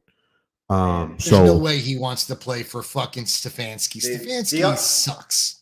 DeAndre Hopkins is like my ex-girlfriend's. He's linked to everybody else in town now. You know what I'm saying? Like, he's got interest in everybody now. I don't know, man. That's not. In theory, the only thing about the Browns that concerns me is that they now have Schwartz as their defensive coordinator. And he's been known to do some good things with a good defense. And the Browns do on paper. First of all, the Browns on paper had very good odds years ago to be a contender. Problem is Stefanski just is not a offensive guru that everybody thought he was. And I just don't think that he can implement the West Coast offense in Cleveland. And he's not having success in Cleveland. That being said, I don't even know who Deshaun Watson is anymore.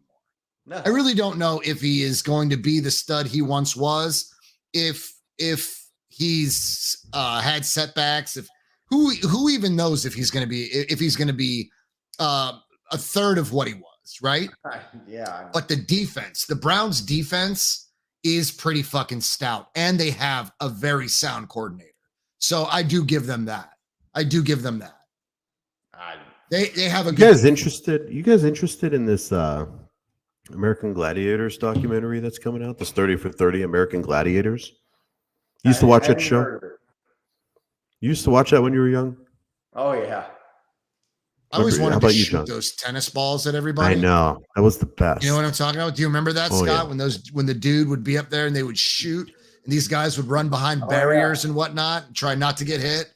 I would really like to do that. I'd like to shoot Nick with that thing. Man, I wanted to be on that show so bad when I was a kid growing up, like watching it, like go on there and be like one of the contestants. But jousting. Nitro. Scott just getting fucking murdered by Nitro and Blaze. So there's this guy that works for this construction company that does work for the company that I work for on our building and whatever, when they do repairs and when we were building this new facility. And like, I was talking to him one time and he's like, "You work out? You go to the gym?" I was like, "Yeah." He goes, "Yeah." He's like, "You remember that American Gladiators show?" And I was like, "Yeah." And he's like, "Remember that chick? I think her name was Storm. She was from Kansas City." And I was like, "Yeah, I remember that." He goes, "Yeah."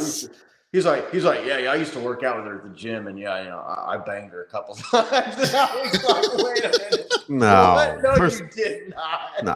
First of all, if anything, Storm banged him.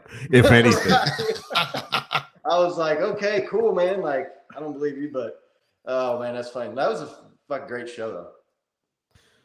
Man, is there any way we could get our hands? John, can we get our hands on one of those tennis ball shooters? I mean, I think if we tried, maybe. I'd rather just joust Nick and stand on trash cans and just beat his ass like we used to when we were kids. How sick would it be? Fun. I wanted to be on, like growing up, there was 2 shows I wanted to be on. I wanted to be on that show, and then what was the one on Nickelodeon? Guts. That was it. Yep.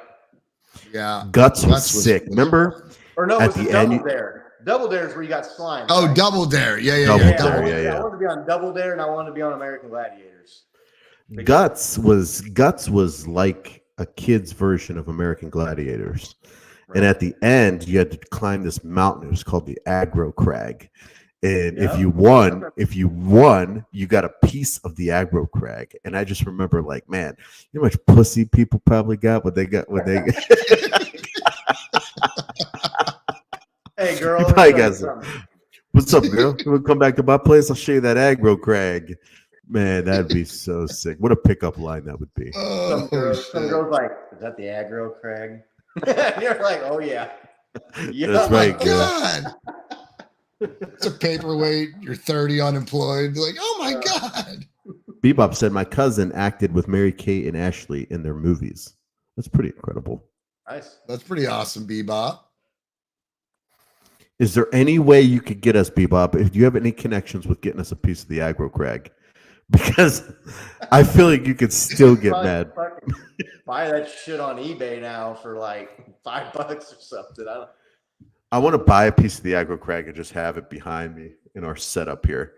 Just a shelf with the Aggro Crag. Wouldn't that be sick? I'm gonna look for it right now. It was probably just some gravel. Probably some slag. You guys continue. I need to look up the Aggro Crag. How do you authenticate whether it's like real Aggro Crag or not, though? I mean, I feel like there could be a lot of phony Aggro Crag going around the internet. There's no faking Aggro Crag, buddy.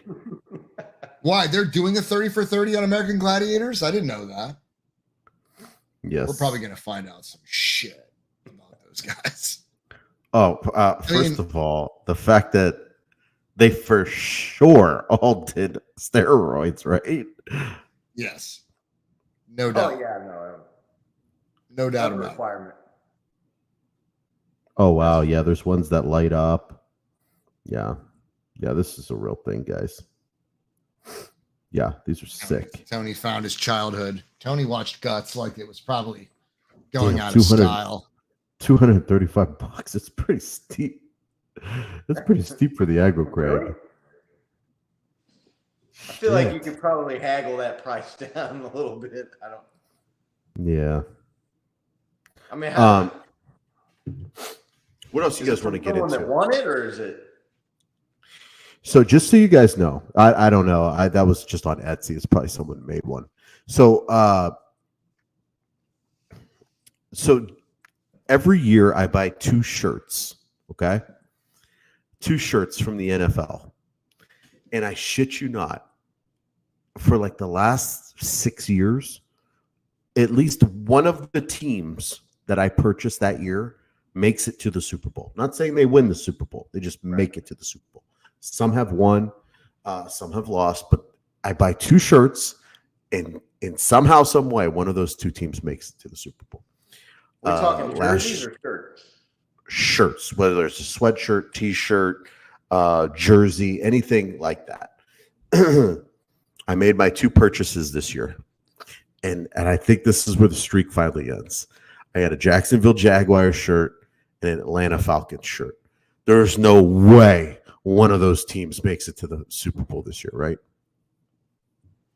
I don't know. No. I wonder what the Jags. I mean, they're the favorite in their division. Their division's dog shit. So I am huge on the Jags this year. I think I'm going to that Chiefs Jags game in Jacksonville week 2. That's going to be dope. I'm looking forward to that. I went through their schedule and I saw about 6 losses, for sure losses, and I think that was the Chiefs. I forget who else. They didn't have that easy of a schedule, but I saw six losses. But they should. I mean, they'll run roughshod over their division. I mean, they'll win the division easily. Yeah, I think I had them 4-5-1 in their division. Right. I think they'll lose 1 to Tennessee, maybe. Derrick Henry always seems to have one game where he goes ape shit on them. The Colts, they've been beating the Colts for like the last 5 years somehow. Even when they sucked, they beat the Colts. Even when the Colts were good, they would beat the Colts somehow or another. They won this year, didn't they? This past season, Jacksonville won the division, right? Yeah, they beat Tennessee the last week of the season. That's right. But I don't know. Ryan Tannehill's another year older, and that Malik Willis or whatever that quarterback's name was. He looked god awful when he played last year. So they drafted Will Levis, but he's not going to be ready to take over and lead that team this year.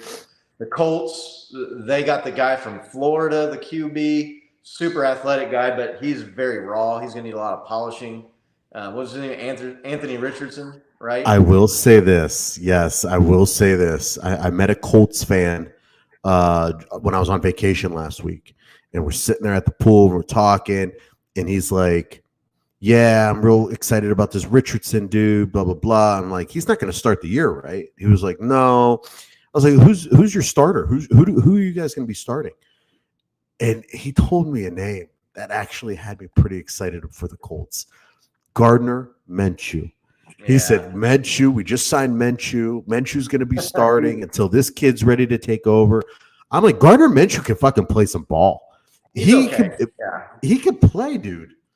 Yeah, but he's not Trevor Lawrence. I mean, they got rid of him for Trevor Lawrence, right, in Jacksonville. And then the Texans, they were a feisty team last year and fought hard and played more close games than you would expected them to. But they got a rookie quarterback, Bryce Young. So if you're the Jaguars, all you got to do is win your division, get in the playoffs, and win a couple games, and you could find yourself in the AFC Championship game. I mean, that's the key, right? Is just getting in the NFL. It's not like we were talking about the NBA playoffs earlier or baseball where you got to win a 5 or 7 game series against the other team. You just got to be better that one day and have the ball bounce your way a couple times, and you're in. So yeah, I mean, I wouldn't bet money on either of those teams. I'll tell you what, my other T-shirt. I wouldn't be surprised if my other T-shirt made some noise. They have the easiest schedule in the NFL. Yeah. They play in maybe the worst division now in the NFL. Right. I would even say the AFC South might even be better than the NFC South. That's how bad that's gotten. Although our guy JT Campbell, his Panthers, and they got Bryce Young. I misspoke. The Texans got CJ Stroud, right? Yeah. Yeah, they got Stroud. I said that they got Bryce Young. They got CJ Stroud, who I think is a pretty decent player. But yeah, the Panthers, they were a win away from being in the playoffs last year, right? They lost to Tampa Bay there towards the end of the year. That could have put them in, I believe. Yeah, I think they lost a lot. They lost a lot on the offseason, and I think they literally – I mean, you got to think they lost DJ Moore. That was probably their number one player. They lost their running back. What the hell's that guy's? No, not McCaffrey. The guy that took over for him had a pretty big, good strand down the stretch. Yeah, I know who you're talking about. I got him on a couple fantasy teams. Damn, I can't think of his name now. I'll look it up. New Orleans. Do you think New Orleans will make any noise this year? I don't. Who's their quarterback? Derek Carr, right? Oh, that's right. I don't think so. Dude, Derek Carr to me he's one of those guys that he plays a good game just often enough to make you think he's going to get you there and get it done. And then he sucks for 6 fucking weeks. And then he has another really good game. He did that with the Raiders for 7 years? He's not that good. He's surrounded with talent over there, though. I mean, they got a lot going on over there on offense. We're talking about Deontay Foreman. That's who I was talking about, at least. Right. Yeah. Deontay Foreman. If you had to guess right now, you had to lay $1,000 on it. Who wins each division? Scott, we'll start with the AFC East. AFC East. I just don't know what to think of Aaron Rodgers at this point because he looked bad last year with Green Bay, but he didn't have any weapons either. He's got weapons galore. I'll probably still roll with the Bills. John?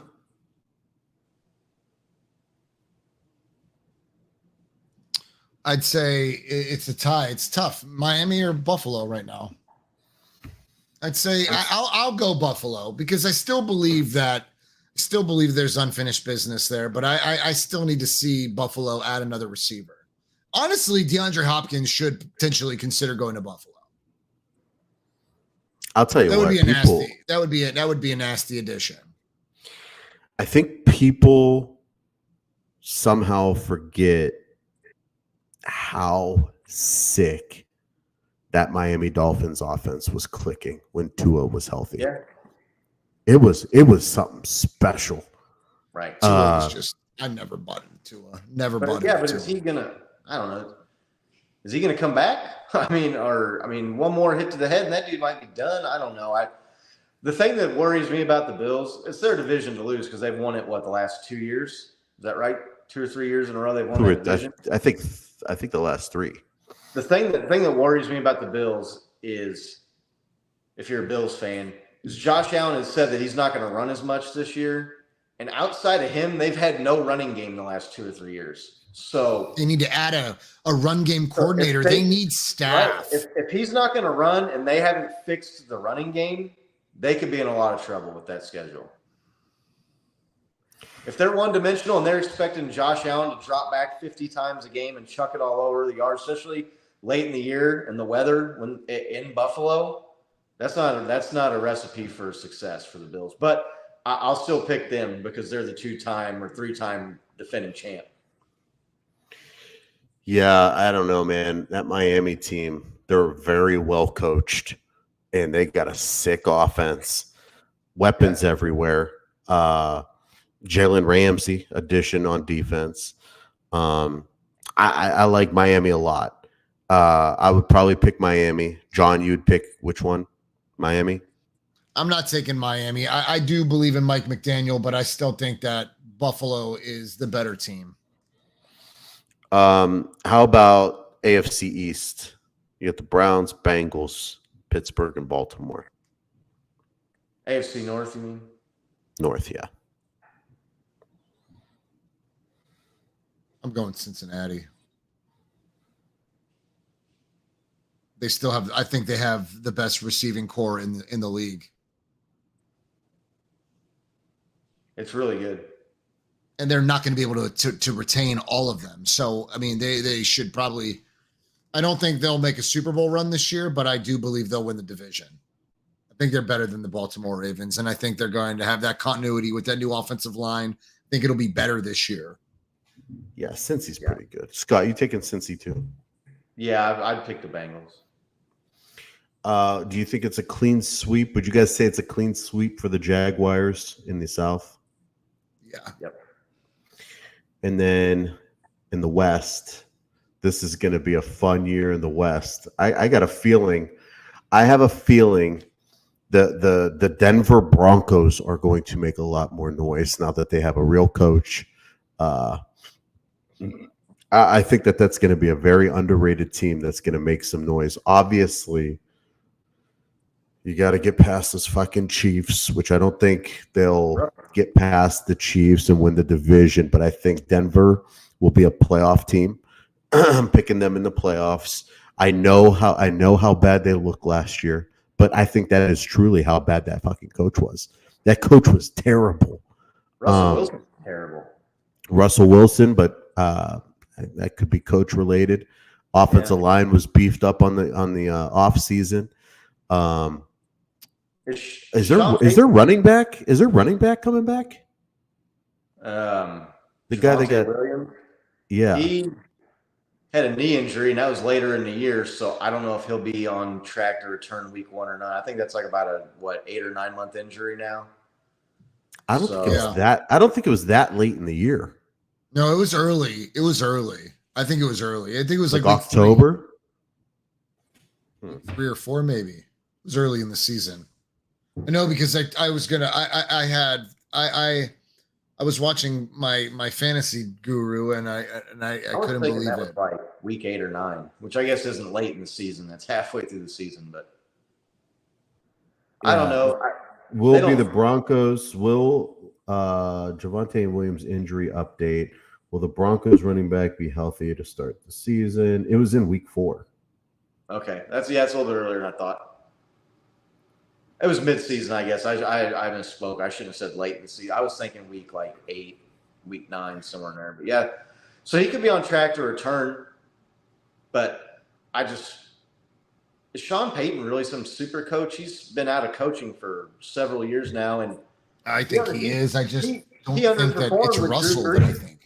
I mean, Drew Brees is the top 3 or 4 quarterback all-time NFL history, and he went to 1 Super Bowl with the guy. I don't know.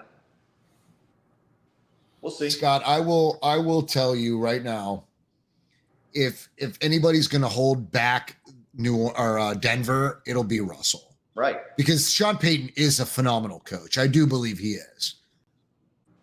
I just don't. I think that Denver lacked discipline. They lacked a coach that'll look you in the face and tell you you're fucking up and you're costing this team. And that's Sean Payton. Sean Payton. They lacked offense completely. Yeah. That guy was an offensive idiot. They didn't know how to utilize their players, right? Yeah, Nathaniel Hackett. Yeah, that was Aaron Rodgers' guru when they were in Green Bay. He was the offensive coordinator there. Funny how Hall of Fame quarterbacks make offensive coordinators look like geniuses, and then when I think the Seahawks, man, they bounced on Russ at the right time and they swindled the Broncos. And the Broncos, they had no picks in the draft this year to give Sean Payton any more reinforcements and help than he had last year. And what about your boy? Cap space, even if they wanted to ditch Russ, they got no cap space to go get a replacement. They got no draft picks to pick a quarterback this year. I don't know. I could see them being another 7-10 season easily. The Chargers worry me in the division more than the Broncos. I was just gonna say for me, it's the Chargers. None of those teams worry me. So I feel like the Chargers are just the same fucking team every year. They are. It's the same fucking. It's fucking amazing how similar Justin Herbert is to Phillip Rivers, man. Like, he throws for big numbers and puts up these crazy stats and gets Pro Bowl votes and throws interception at the end of the game or makes a terrible play late that costs. It's unbelievable, man. How I love Herbert, and I'll tell you this, Scott. I'll give you a hot take. If oh God, your coach's name. Hurry up. Andy Reid. Andy Reid. If Andy Reid was the coach of the Chargers, Herbert's an MVP, and they're going to win a Super Bowl. They got a good defense. They got a good run game, and Herbert's got the arm. I like Herbert a lot. I think that they lack a coach. I think they're lacking one receiver. I think they need a receiver and a tight end, right, and a top 15 coach. And the Chargers are relevant in the division, giving you a hard time. So there's 32 teams in the NFL, right? Yep. You guys we could probably sit here and pick 2 teams apiece of who realistically has a chance of winning the Super Bowl, right? Yeah. Yeah. So out of the 3 of us, if we each pick 2 different teams, one of those 6 teams is going to win the Super Bowl. You realize that, right? Like you don't come out of nowhere and just, you know what I'm saying? Like, you don't just come out of nowhere and win the Super Bowl. It doesn't happen like that in the NFL. You're either going to be Philadelphia, San Francisco, Kansas City. There's just certain teams that just aren't going to fucking win. The Chargers are just not going to fucking win. They're not going to win the Super Bowl. I agree with that. They're a great team on paper. They'll probably finish second in their division, make the playoffs, and they will be bounced in like the first round. The Jets. Everyone's like, "Oh my God, Aaron Rodgers! The Jets are going to be so good." They have so many. Why? Why? He wasn't even fucking good last year. Because I believe in their head coach. I believe in the weapons that the Jets have, and now they have a quarterback that is capable of throwing the football, and the Jets are a stacked team. They're offensively have as could be one of the top 3 offenses this season. Let's see how he does. All right, but when it goes for quarterbacks, it goes quick. And Aaron Rodgers last year, granted the jury's out because he lost Devontae Adams, and they never gave him any kind of weapons. They never drafted. So I mean, they never drafted him any weapons. I mean, his best receiving option last year was either Alan Lazard or Christian Watson, the rookie. But again, everybody said the same thing about Russ going to the Broncos. Didn't work out like that. And there were signs of Russ's decline the year before in Seattle, and they jettisoned him out at the right time. I don't know. If the Jets are a contender, that wouldn't surprise me. But it also won't surprise me if Aaron Rodgers is past his prime and falls off a cliff. I mean, it happens quick. You know what won't surprise me is if we see the same fucking song and dance that we've seen for the last 6 years. Aaron Rodgers goes to the conference finals with the New York Jets, and they fucking lose to the Kansas City Chiefs. But that's still an accomplishment. I mean, getting there is still. I mean, but I'm saying really realistic shot of winning the Super Bowl. I don't put them in that conversation. I don't think they have a realistic shot. We haven't seen him yet. Let's see how he. Let's revisit this conversation week 8, and we see how good they're. Because if Aaron Rodgers comes out 6-2, you're gonna change. You're gonna change your take on that. I would say, realistically, and I'm not even gonna. I'll put them in there. I'm going to say the Chiefs, the Bengals, and Buffalo Bills. The 49ers and the Philadelphia Eagles. One of those 5 teams is going to win the Super Bowl this year. I'm very confident in saying that. And I'm not even, I don't even really have to put the Bills in there. I would say, I could say it's probably really realistically down to 4 teams. And that would be the Chiefs, the Bengals, the 49ers, and the Eagles. I mean, both conference championships from last year. I think that McDermott is the one thing holding back the Bills. I think he should have recognized 2 years ago that he needed a run game coordinator and needed to establish the run game in his offense. So again, I always take my favorite coaches in the league and I say, could Andy Reid make a Super Bowl? Win it? I don't know. But could Andy Reid make a Super Bowl with the Buffalo Bills roster? I believe he could. Oh, yeah. I believe he could. He would establish the run game. Go ahead. There's a problem. There's a problem, though. There's one problem. Andy Reid is in Kansas City. I mean, no. I'm just hypothetically speaking. I'm just saying, like, if you could find the weaknesses of a football team and say, why did the Buffalo Bills not make the AFC Championship game? It's McDermott. It falls in his lap. He did not establish the run game. He did not hire personnel to add that second dimension to his scheme. So it's like, you can't be a one-trick pony and just drop back and throw 50 fucking passes a game. No. And Josh Allen knows that his career is going to be cut short if he continues to run between the fucking tackles. It's shit coaching. It's like this. Andy Reid could step into Buffalo, put personnel and utilize the running backs that you have on the roster and establish the run. If you could fucking get 4 yards of fucking carry, 5 yards of carry, that's a good day. You guys were running for 2.5 yards, bro. It was bad. Fucking bananas. Right. You guys couldn't even get an average of 4 yards out of your running backs. Right. I mean, I feel like when Buffalo should be contending because they have the team to do it.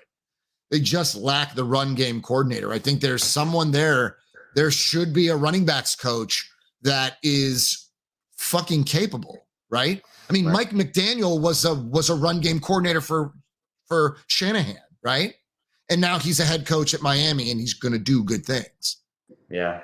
Andy Reid's getting into that, like, greatest of all time head coach discussion now. I mean, I know he doesn't have the rings or the trophies that Bill Belichick has, but he's been to 4 Super Bowls now. He's won 2. He's gone to Super Bowls with multiple teams. He's had what, 4 straight conference championship games with 2 different teams. He's getting up into that top 2, 3 all-time wins list. Like, he's starting to stack up the hardware. But yeah, I don't know. It's hard to say because, I mean, he's not going. I feel like NFL is so it's like we have amnesia when a season ends and you go into the next season, and then you're talking about the same exact shit the next off season. You're talking about, is this the year Dak has to pull through with the Cowboys? Is this the year like Buffalo's going to find their run game and be able to get over the hump? Is this the year like?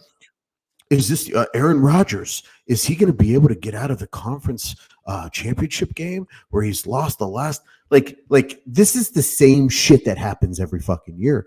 And when the smoke clears, and the NFL's been like this for probably since I started watching in 1990. You had the Cowboys going up against the Buffalo Bills that were making it 4 years in a row. The 49ers. The 49ers, the Pittsburgh Steelers, Ben Roethlisberger era, Tom Brady era, Peyton Manning era, where those 3 were making the fucking one of those 3 were making the Super Bowl every year. John Elway and the Broncos went to a ton of Super Bowls in the 80s and in the early 90s. It's late 90s. It's a quarterback league, man. Like, that's what it's all about. It's a quarterback. It is, and you still have to have the right-minded coach. You know what I mean? Like, there are coaches that are coming up in the league right now. Look at what's his name is doing for the Giants right now. They're establishing, they're building the trenches. Their quarterback is good enough. Yeah, you know what, Scott? I'll actually disagree with the quarterback. Well, I'll agree, and I'll go one step further. It's always a quarterback in a coach combo. You have to have that. You have to have that quarterback coach combo. Yeah. Mahomes probably couldn't have done it without Reed. Reed certainly couldn't fucking do it without Mahomes. You look at Brady and Belichick. You look at Sean Payton and Drew Brees. You look at Big Ben and Mike Tomlin, Roethlisberger. And who was the one before Tomlin? Tony Dungy. Who's the one before Tomlin? That's Bill Cowher. Bill Cowher. How many did he win with? Did he have one? Cowher won one. And then Tomlin won one with Ben. And then Tomlin took over and won one. Yeah. But that was Big Ben. But I still put 75% of it on the quarterback, 25% the coach. But yeah, I mean, they're good combos. I saw something, this is going into last year, maybe, Super Bowl. It was like in the AFC, the last 20 Super Bowls, Peyton Manning, Tom Brady, and Patrick Mahomes had been like Ben Roethlisberger. 16 of the last 20 Super Bowls or some shit. And maybe they threw Ben Roethlisberger in there too, but it was like 3 or 4 quarterbacks that accounted for almost every Super Bowl for the last 21 years or whatever it was. That's what I'm saying. It's so predictable. And I think there was a couple Ravens seasons in there sprinkled in there with those shit. I'll have to go back. You guys continue. I'm gonna have to go back and look at this. There was a Flacco, and then there was Super Bowl, and then God, what was the guy's name before him? Trent Dilfer. No, he was with the Buccaneers, wasn't he? Who? Trent Dilfer. I thought Trent Dilfer was Ravens. I think Trent Dilfer went to the Super Bowl with the Buccaneers. Brian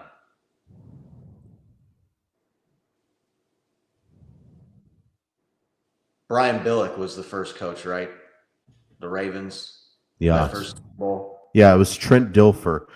I think Brad Johnson was the guy that won with the. Oh, maybe Tampa that's Bay. right. Maybe that's right. Yeah. Okay, you're right. I got to make sure. Yep. Yeah, but those defenses were fucking silly. That 2001 Ravens defense was probably the best defense of all time. But yeah, it was like the Ravens twice, and then it was all Brady, Ben, Peyton Manning, Patrick Mahomes. I mean, that's the entire. Patrick come in with 3 of the last 4. So before Patrick, it was even more chalk between Brady and Roethlisberger and Manning. It was like every fucking year. Yeah, that's why it's so predictable. Right. What about NFC divisions? Who do you think going to win those divisions? We did all the AFC. Wow, did both of you guys pick the Chiefs for the West? Oh yeah. What about NFC? That's a lot harder to pick, I think, than the AFC. The AFC is almost easy. Oh God, that AFC North, I think it's going to be a dumpster fire this year. You're probably looking at the Minnesota Vikings. And that's not saying much. I'm not excited about the Vikings. I just think really. I think the Lions. I'm right. I was gonna say the same thing. I bought into Dan Campbell about as much as everybody on that fucking roster has. Right. I love that fucking guy. Man, they went 8-2 in their last 10. I know that doesn't always carry over. The last 10 games last year, the Lions were 8-2. I love the Lions. I'm big on the Lions. I think they fucked up in the draft, though. I think they messed up in this draft. They had a chance to pick a running back in the first round. Bullshit. Yeah. They had a chance to knock this draft out of the park and go strictly defense. Their offense was set. And they picked a running back that early, which I think was crazy. I think they bounced back, though. They had a good draft. Take a look at their schedule, too, when you get a chance. They have a tough-ass schedule somehow. Playing in that division, they somehow have a tough schedule. I think the Vikings come back to earth because they were obviously frauds last year and got exposed. They lost to the Giants at home in the playoffs. The Bills let Minnesota. The Bills fucked it up on the goal line. Right, because I want to say the Vikings last year were like 13-4 or something, and 11 of their wins were by like 5 points or less. That's not sustainable in the NFL. That pendulum will swing back the other way really quick. So, I like the Lions in that division. Wow, first game of the year against the Chiefs. Do you realize that Jared Goff at one point was leading the league in touchdowns? Yeah. Under Dan Campbell. Right. I mean, who the fuck thought that Goff would even rise from the ashes and be even that much successful? I mean, he's got a squad, and Campbell is obviously proven to be a good. He is. He was corny as hell in that introductory press conference, and I remember thinking, I don't know what they're doing there, but he had that team playing hard. They bought all in, dude, and they fully believe. They got to play your whole division, Scott. That's a tough non-conference schedule there. Man, Raiders and Broncos would be easy wins for them. What about the AFC East? I mean, NFC East. Are you guys all going? Are we all going Philly? Is there any Cowboy lovers in there? I can't stand the fucking Cowboys, but you know what? They add one piece every season, and they draft well. They draft well, and they add one free agent every year, and somehow, they're always this close. Don't count. I can't fucking stand Dallas, but don't count Dallas out. Don't count. Who they signed? Who was the guy they added this year? As long as they have Dak. Hold on, let me look. Did they add Brandon Cooks? They might have. Hold on, let me see.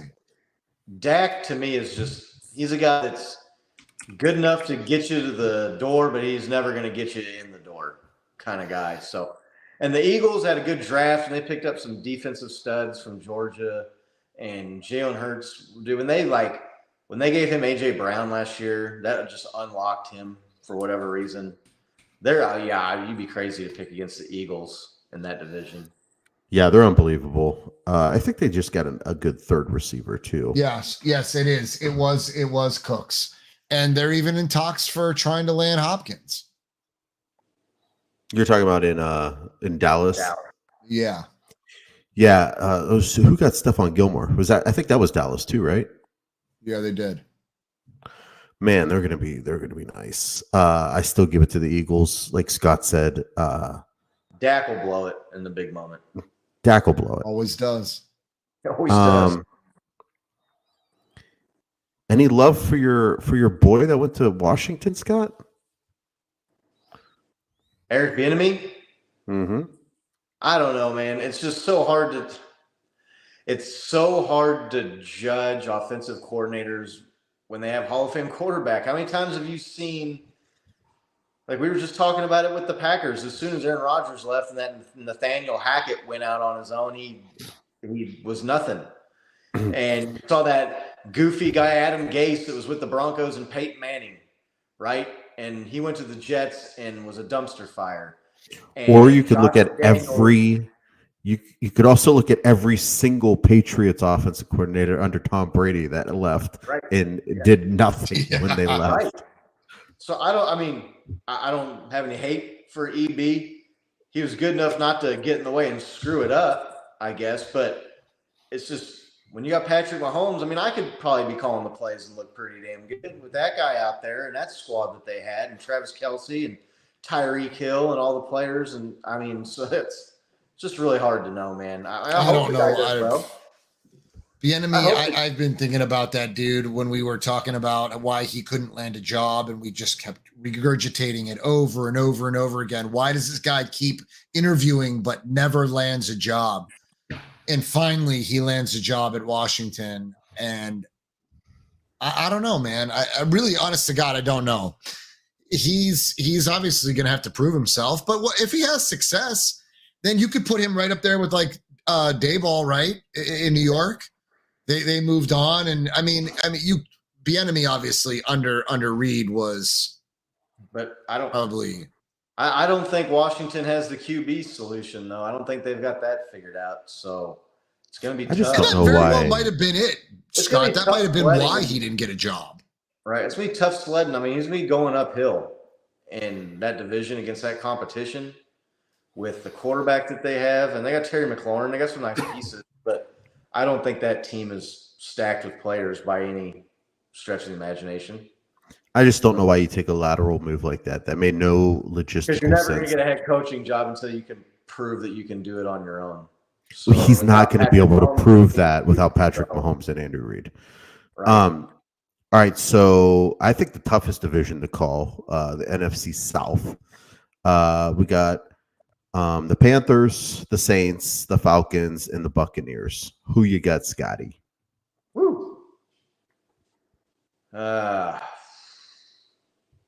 They got Baker Mayfield down there in Tampa Bay now, right? Yep. That guy. Yeah, that's the toughest one. What do the Falcons have at quarterback? They got nothing. They got that rookie from last year. Yeah, but he wasn't very good. I don't. Do they still have the tight end? They still have Mariota? No, the rookie quarterback from the Falcons. The fact that we don't know his fucking name is not a good sign. Well, I mean, Mariota walked out on his squad, so. Right. It was Mariota, and then it was the other guy, because I've got Drake London on some fantasy teams. So I haven't seen JT Campbell in the comments, but I'm gonna pick the Panthers with the Bryce Young. I think he gets them over there. They still got some nice talent on offense. Did you see how big Bryce Young looked on the film? Right. He looked this fucking big. He looked like so little. He looked like those graphics where they shrink the guy down, right? Yes. His helmet was real big and his body was super skinny. Like, I'm like, is that their fucking is that their stud? That is insane to me. Like that stature is just not. If you're not Drew Brees, I don't know who you are. You know, and Russell, I guess, but Russell and Drew Brees were still kind of, they were stocky guys, right? Not stocky. I don't know. I guess And I the guess Falcons, Bryce Young just looks frail to me. right. The Falcons got that coach that was the cast off from the other team. Where did he come from? What was that guy's name? I can't think of his Talking about the big fat dude, Falcons coach. Arthur Smith. That's the owner, right? I thought they fired him. Yeah, they got that other guy. Anyway, I mean, since we don't know his name, that obviously goes to tell you a little. Ryan Nielsen. Yeah, see that that don't do it for me. Baker Mayfield doesn't do it for me with that old defense and the Saints and Derek Carr. I don't see that happening. So I'll pick. I'll Saints have a good defense, though. Yeah. I'm probably gonna go. Derek Carr to Chris Olave. They still got Michael Thomas. I think they still have Jarvis Landry. They do. They have a pretty solid tight end that went nuts a few times last year in fantasy. Johnson. Has Michael Thomas played in like 5 years? Dude, he's like, I don't even know how he's even a contributor at this point. And you watch, if you play fantasy football, someone will draft him this year in the like 5th round, thinking they're getting a steal. It's like you just fucking throw away a pick. Yeah, I'd just take his ass off waivers if he's healthy. Right, exactly. You know, it's wild. Like, we're just only like 2 years removed from him having like the greatest season ever. I think it's for a like wide 4 receiver. years removed at this point. It's that Yeah, much? 4 years. long It's time been a ago, long man. time. It's a I think he was long last time. relevant in 2018. Right. It's a long time ago. He might be washed. Bebop. You're No, right. it had to be at least Telling you, 2019. Look it up, man. No, Tony. It was like 2017, 2018 was Michael Time Thomas's flies, last man. relevant season. Time flies. No, it was 2019. Yeah, that's 4 years ago. Well, why? He didn't play in 21. And he's been hurt the last 2 years. Fuck. Yeah, I mean, he's Hot shit on a stick. He's He had Josh 100 Gordon. 150 Josh Gordon catches. at this point hasn't played in 4 years. Like, He had 150 catches, right. 1,700 yards, and 9 touchdowns. Jesus. Yeah. He was a slant king. I mean, everything he did was off slant. It was Drew Brees. I remember if you were in fantasy and you were winning by like 60 points, which is astronomical number, and the guy you were playing had Drew Brees and Michael Thomas on Monday night, you were like, "Fuck, I got to stay up and watch this whole motherfucking game because they will drop 70 on your ass like that." I had a fantasy football team a few years ago when Thomas was balling out, and I had him and Antonio Brown as my 2 wide receivers. Oh God, I fucking smoked Jesus. that league. was he still? I mean, I could Pittsburgh like at the time? bench the rest of my team and just Yeah. play those 2 guys and won like half the games. That's how Cooper Cup was. Scott didn't even. 2 years Scott ago. had a bye week and didn't put anybody in the flex. Right. Still won. Right. That's how Cooper Right. Cup was. Cooper Cup was that good last year. Oh, What's yeah. going on with these? Did we make picks? I think I took the Saints. Who'd you take, John? I'm going to take the Saints also. I don't think that Bryce Young is going to settle in right away in the Panthers offense. So I'll take the Saints also. All right, and then we got the division. NFC West. Everyone's been waiting for, and I say everyone. It's basically just Bebop Jones. Dude, that's no competition, right? I mean, Oh, I don't see Geno Smith doing it again this year, what he did last year. And the Cardinals and the Rams are just complete train wrecks at this point. are the They are the Rams? What's going on with the Rams? Are they do they still have Stafford? Is Matthew Cooper Cup Stafford's coming? like got his elbows stapled together out there now, and they're in cap hell. They got Cam Akers at running back, who's awful. Aaron Donald, Whom they've shown that they're not committed to by any means of the imagination. I don't even know what the fuck he's doing there. They lost Jalen Ramsey. He left. They lost who else? They lost another the receiver that left. Well, I guess he wasn't even on the team last year. I had Odell Beckham. He was gone last year already. So Yeah. They were what? They won what, 5 games last year? And that was with Baker Mayfield in there at the end of the year. The worst Super Bowl champion to come back. Whatever, it was like a historical failure. Right. Usually the Super Bowl hangovers for the team that loses the Super Bowl, not the team that wins the Super Bowl. But they did. So, I mean, the 49ers, they ought to cruise in that division. Yeah, but Seattle had a phenomenal draft this year. They did, but they still got Geno Smith, who I don't know that he can repeat. He's never proven that he could do it year after year in his career at any point. So right. Yeah. I'm going to take the Niners. I'm going to take the Niners. Oh yeah. Homer and all. Easy. But I would be lying to you if I told you that the Seattle team doesn't. It makes me nervous because Geno can still get hot. And they added Jackson Smith and Jigba too from Ohio State. Yeah. That makes them lethal in a sense that makes me insane. He's so fast, Scott. Yeah, he's so fast. No, he's fast. I was really hoping the Chiefs were going to get that guy. I think a lot of people hope to get that guy. I guess the Niners are going to be a favorite to win the division. We still have to nail down this quarterback position. It's crazy though that the San Francisco 49ers can still be in the top 3 teams It doesn't matter.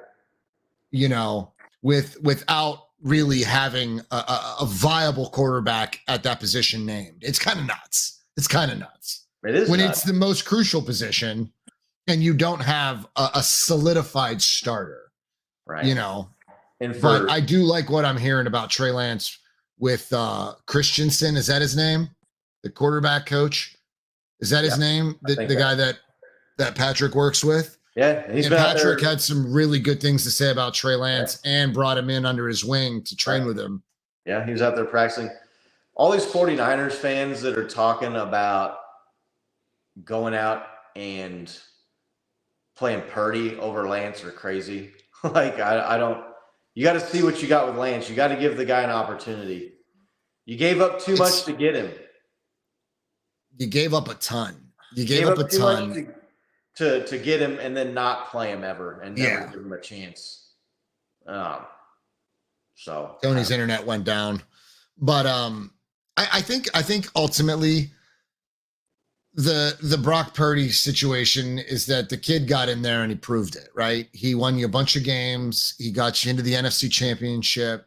And then he got hurt, right? He got hurt. So to think that Brock's elbow is out of harm's way and that he could potentially compete in camp to win the starting role kind of pisses me off because from what I gather, Trey Lance really looks good.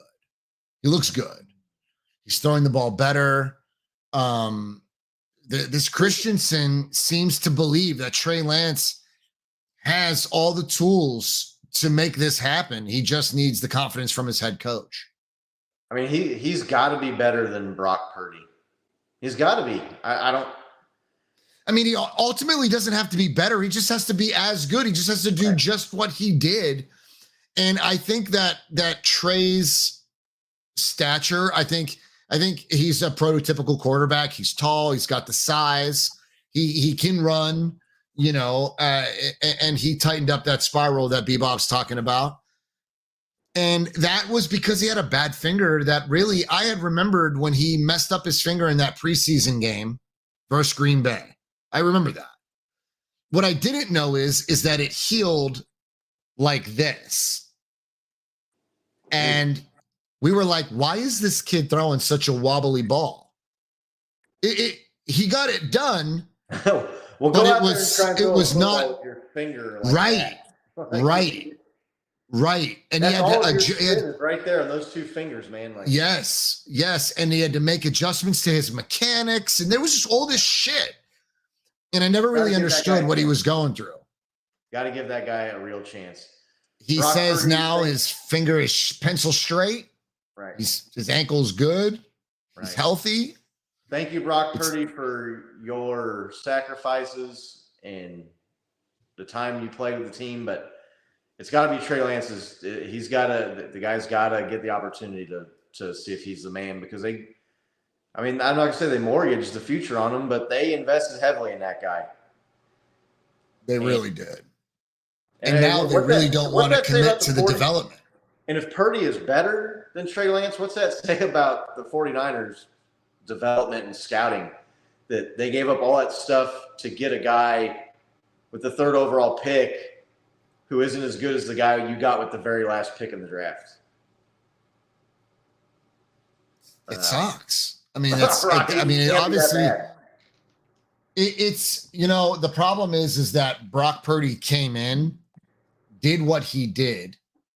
And now Shanahan doesn't seem like there's time to develop this kid, right? It's like you sat in on all the meetings, you know the playbook, you just need to go out there and execute. Right. The kid's just lacking the repetitions. And I mean, this is the one thing that I'm just really curious. I would have loved to have been a fly on the wall when Patrick was working with him this a month ago, a couple months ago. I really, really want to know what advice he gave Trey Lance. I want to know specifically what he shared with him, because Trey Lance is a good dude. He's a very good kid. Seems like. But I believe he has that dog in him. I do believe that, I mean, at North Dakota State, he was running over players. Granted, I understand the division. I know the opponent, but the mentality was none the different. Like, he didn't mind running through the tackles. It was a freak accident. Do I want to see him running between the tackles again? Not a lot, but I wouldn't mind it. Like, I want to see him do it.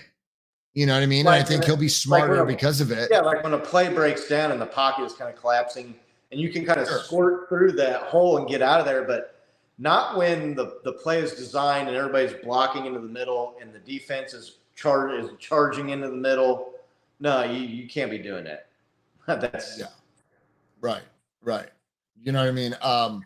So I'm confident. I'm confident in Trey Lance, Scott. I pray the kid gets a fair opportunity. Right. I really do. He's going. I really, really do. Outside of that, I think he can do it. I mean, Shanahan seems to be a very quarterback-friendly coach, so he should be able to help this kid succeed. And maybe he already knows he can.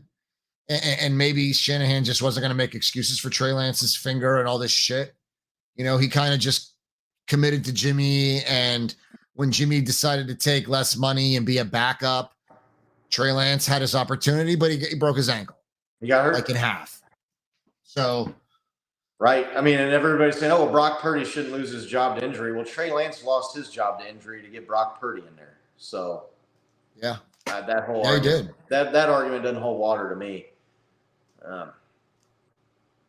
You gave up what you gave up to get that guy number 3 overall. You got to give him a fair shot and play him and see what you got.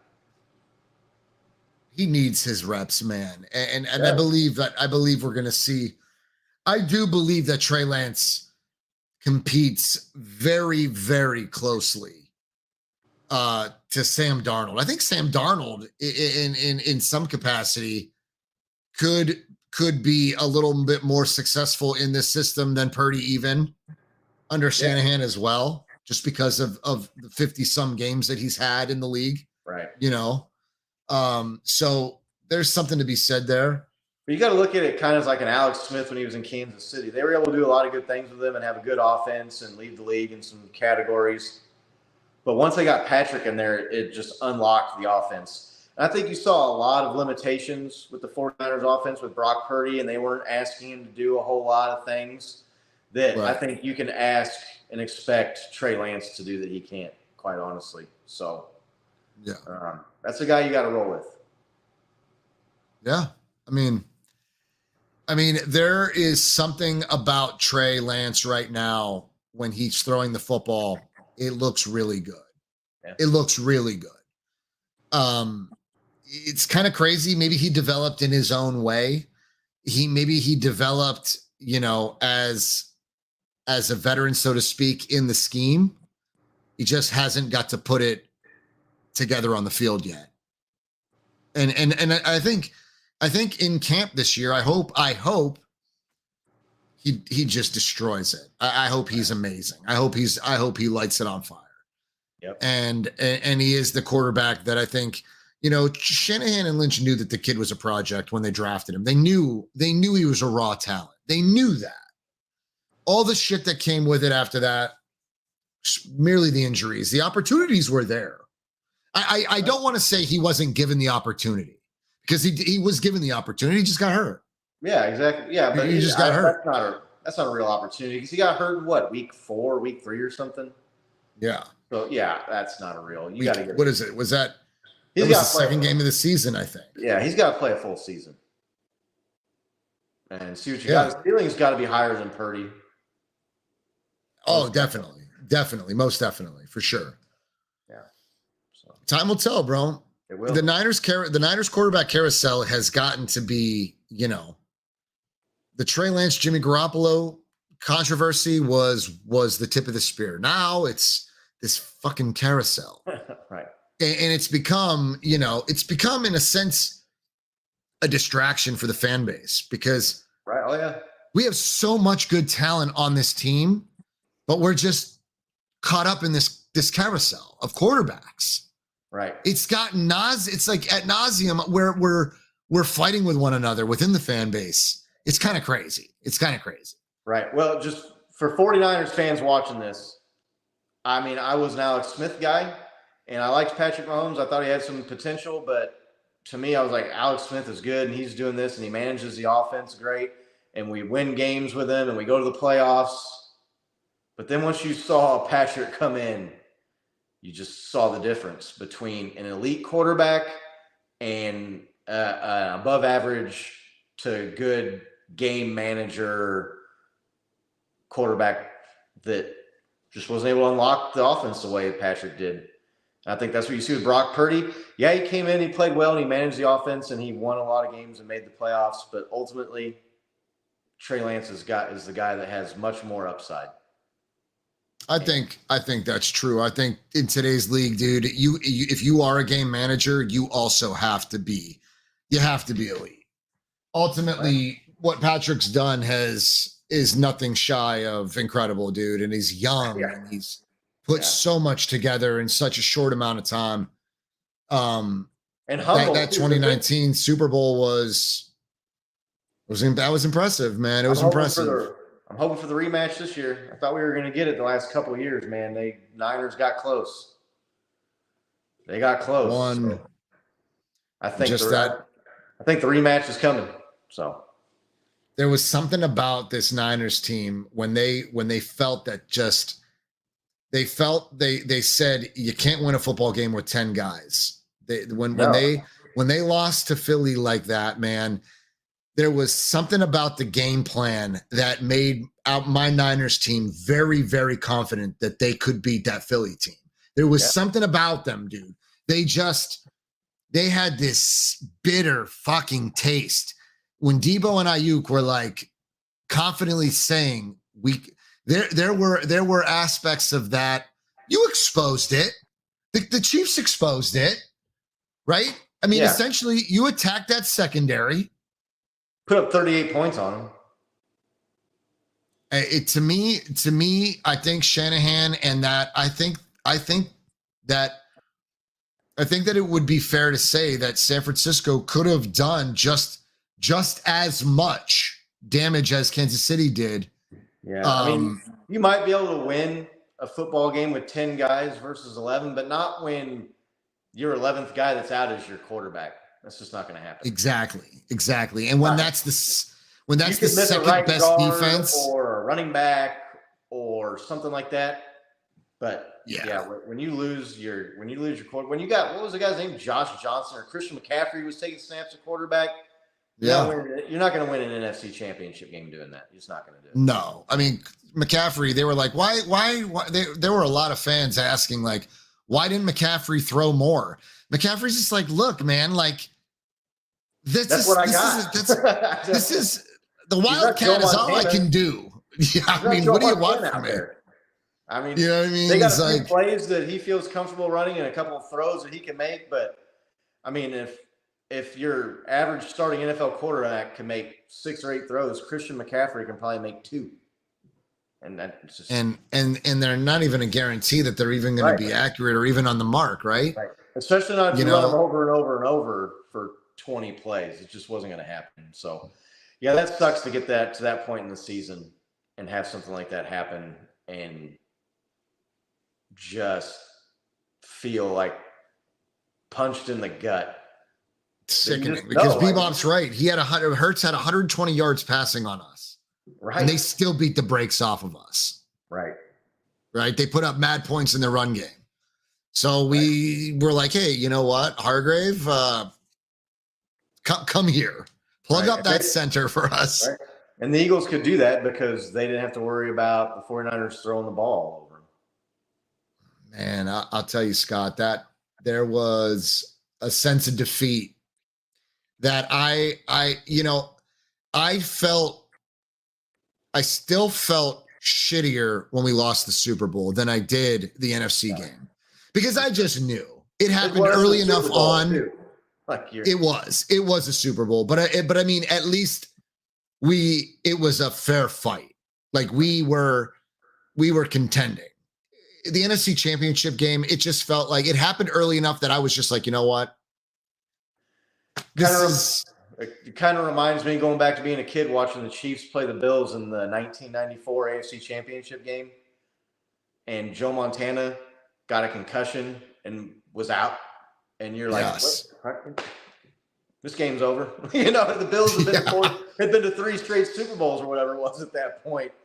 And you lose your quarterback and that's not something you're going to come back from. And the use and the injury with us, Scott, it's one thing to sustain injuries and it's always this much, this close, but the injuries that we sustain are always fucking nuts. Like this particular tendon in here is just no longer attached. The kid has a bread tie in there and it's twisted real tight. He had heart, man. He gave it a go. He tried. I mean, I'll give him. He tried, but I mean, and as a fan, you're like, Patrick Mahomes wields his fucking team. You know what I mean? Like, yeah. And then you find out that without that ligament, without that tendon attached, it's a sprained ankle is not a torn ligament in your elbow and your throwing arm. Right. Like the kid had numbness through his entire arm to his fingers. He was just like, I can't grip the ball. And I'm thinking to myself, what? I read his lips. I'm like, why the fuck can't you? You got your fucking fingers. And I'm like, I'm not thinking like, it wasn't until after it was all said and done when Purdy was describing the injury and he was just like, everything through to my fingertips was just numb. Go sit on your arm for the next 20 minutes and go outside and try and throw a football. It's not you might be able to do it, but not well enough to complete passes against an NFL defense. Yeah, no shit, bro. That's a great comparison. That's a really good way to look at it. Anyway, bro, we'll wrap it up. Yep, it's getting late. Hell of a good show, bro. Thanks for jumping on with us, man. Yeah, it was fun. Good time. We'll have to get another crossover with Bo and Nick and do it, man. I think it's a good time, and we have a good time doing it. Oh no, absolutely. Once the season gets closer, for sure, we'll do something. Yeah, let's do it. We'll do it for the Bills Kansas City matchup. Yeah. Bebop, thanks for hanging out with us, bro. I appreciate you, my man. Anybody that stopped out and listened to the Locker Room Rant tonight, we appreciate you. Tony had some internet situations going on and his internet sucks. So we're hoping that he'll get that straightened out. Nick had to work tonight. He's a nurse at the ER, so he had to head out. Thank you, everyone that stopped out. Scott, tell my subscribers where you're from and where they can find you. You can find me and Nick and Bo on Chiefs Kingdom Live on YouTube, Twitter, Instagram, Facebook, all the normal spots. Tell a friend that knows a friend that's a Kansas City fan to check these guys out. They are awesome at what they do, and Scott is a hell of a guy, and Bo's a great dude, and Nick's a great dude, and they've become friends of the pod. And like we always say, Scott, we'll have to meet up somewhere along the way, man. We're due. We're due. We'll do it. All right, my man. Thanks for stopping out. Later, homie. All right, later. Later.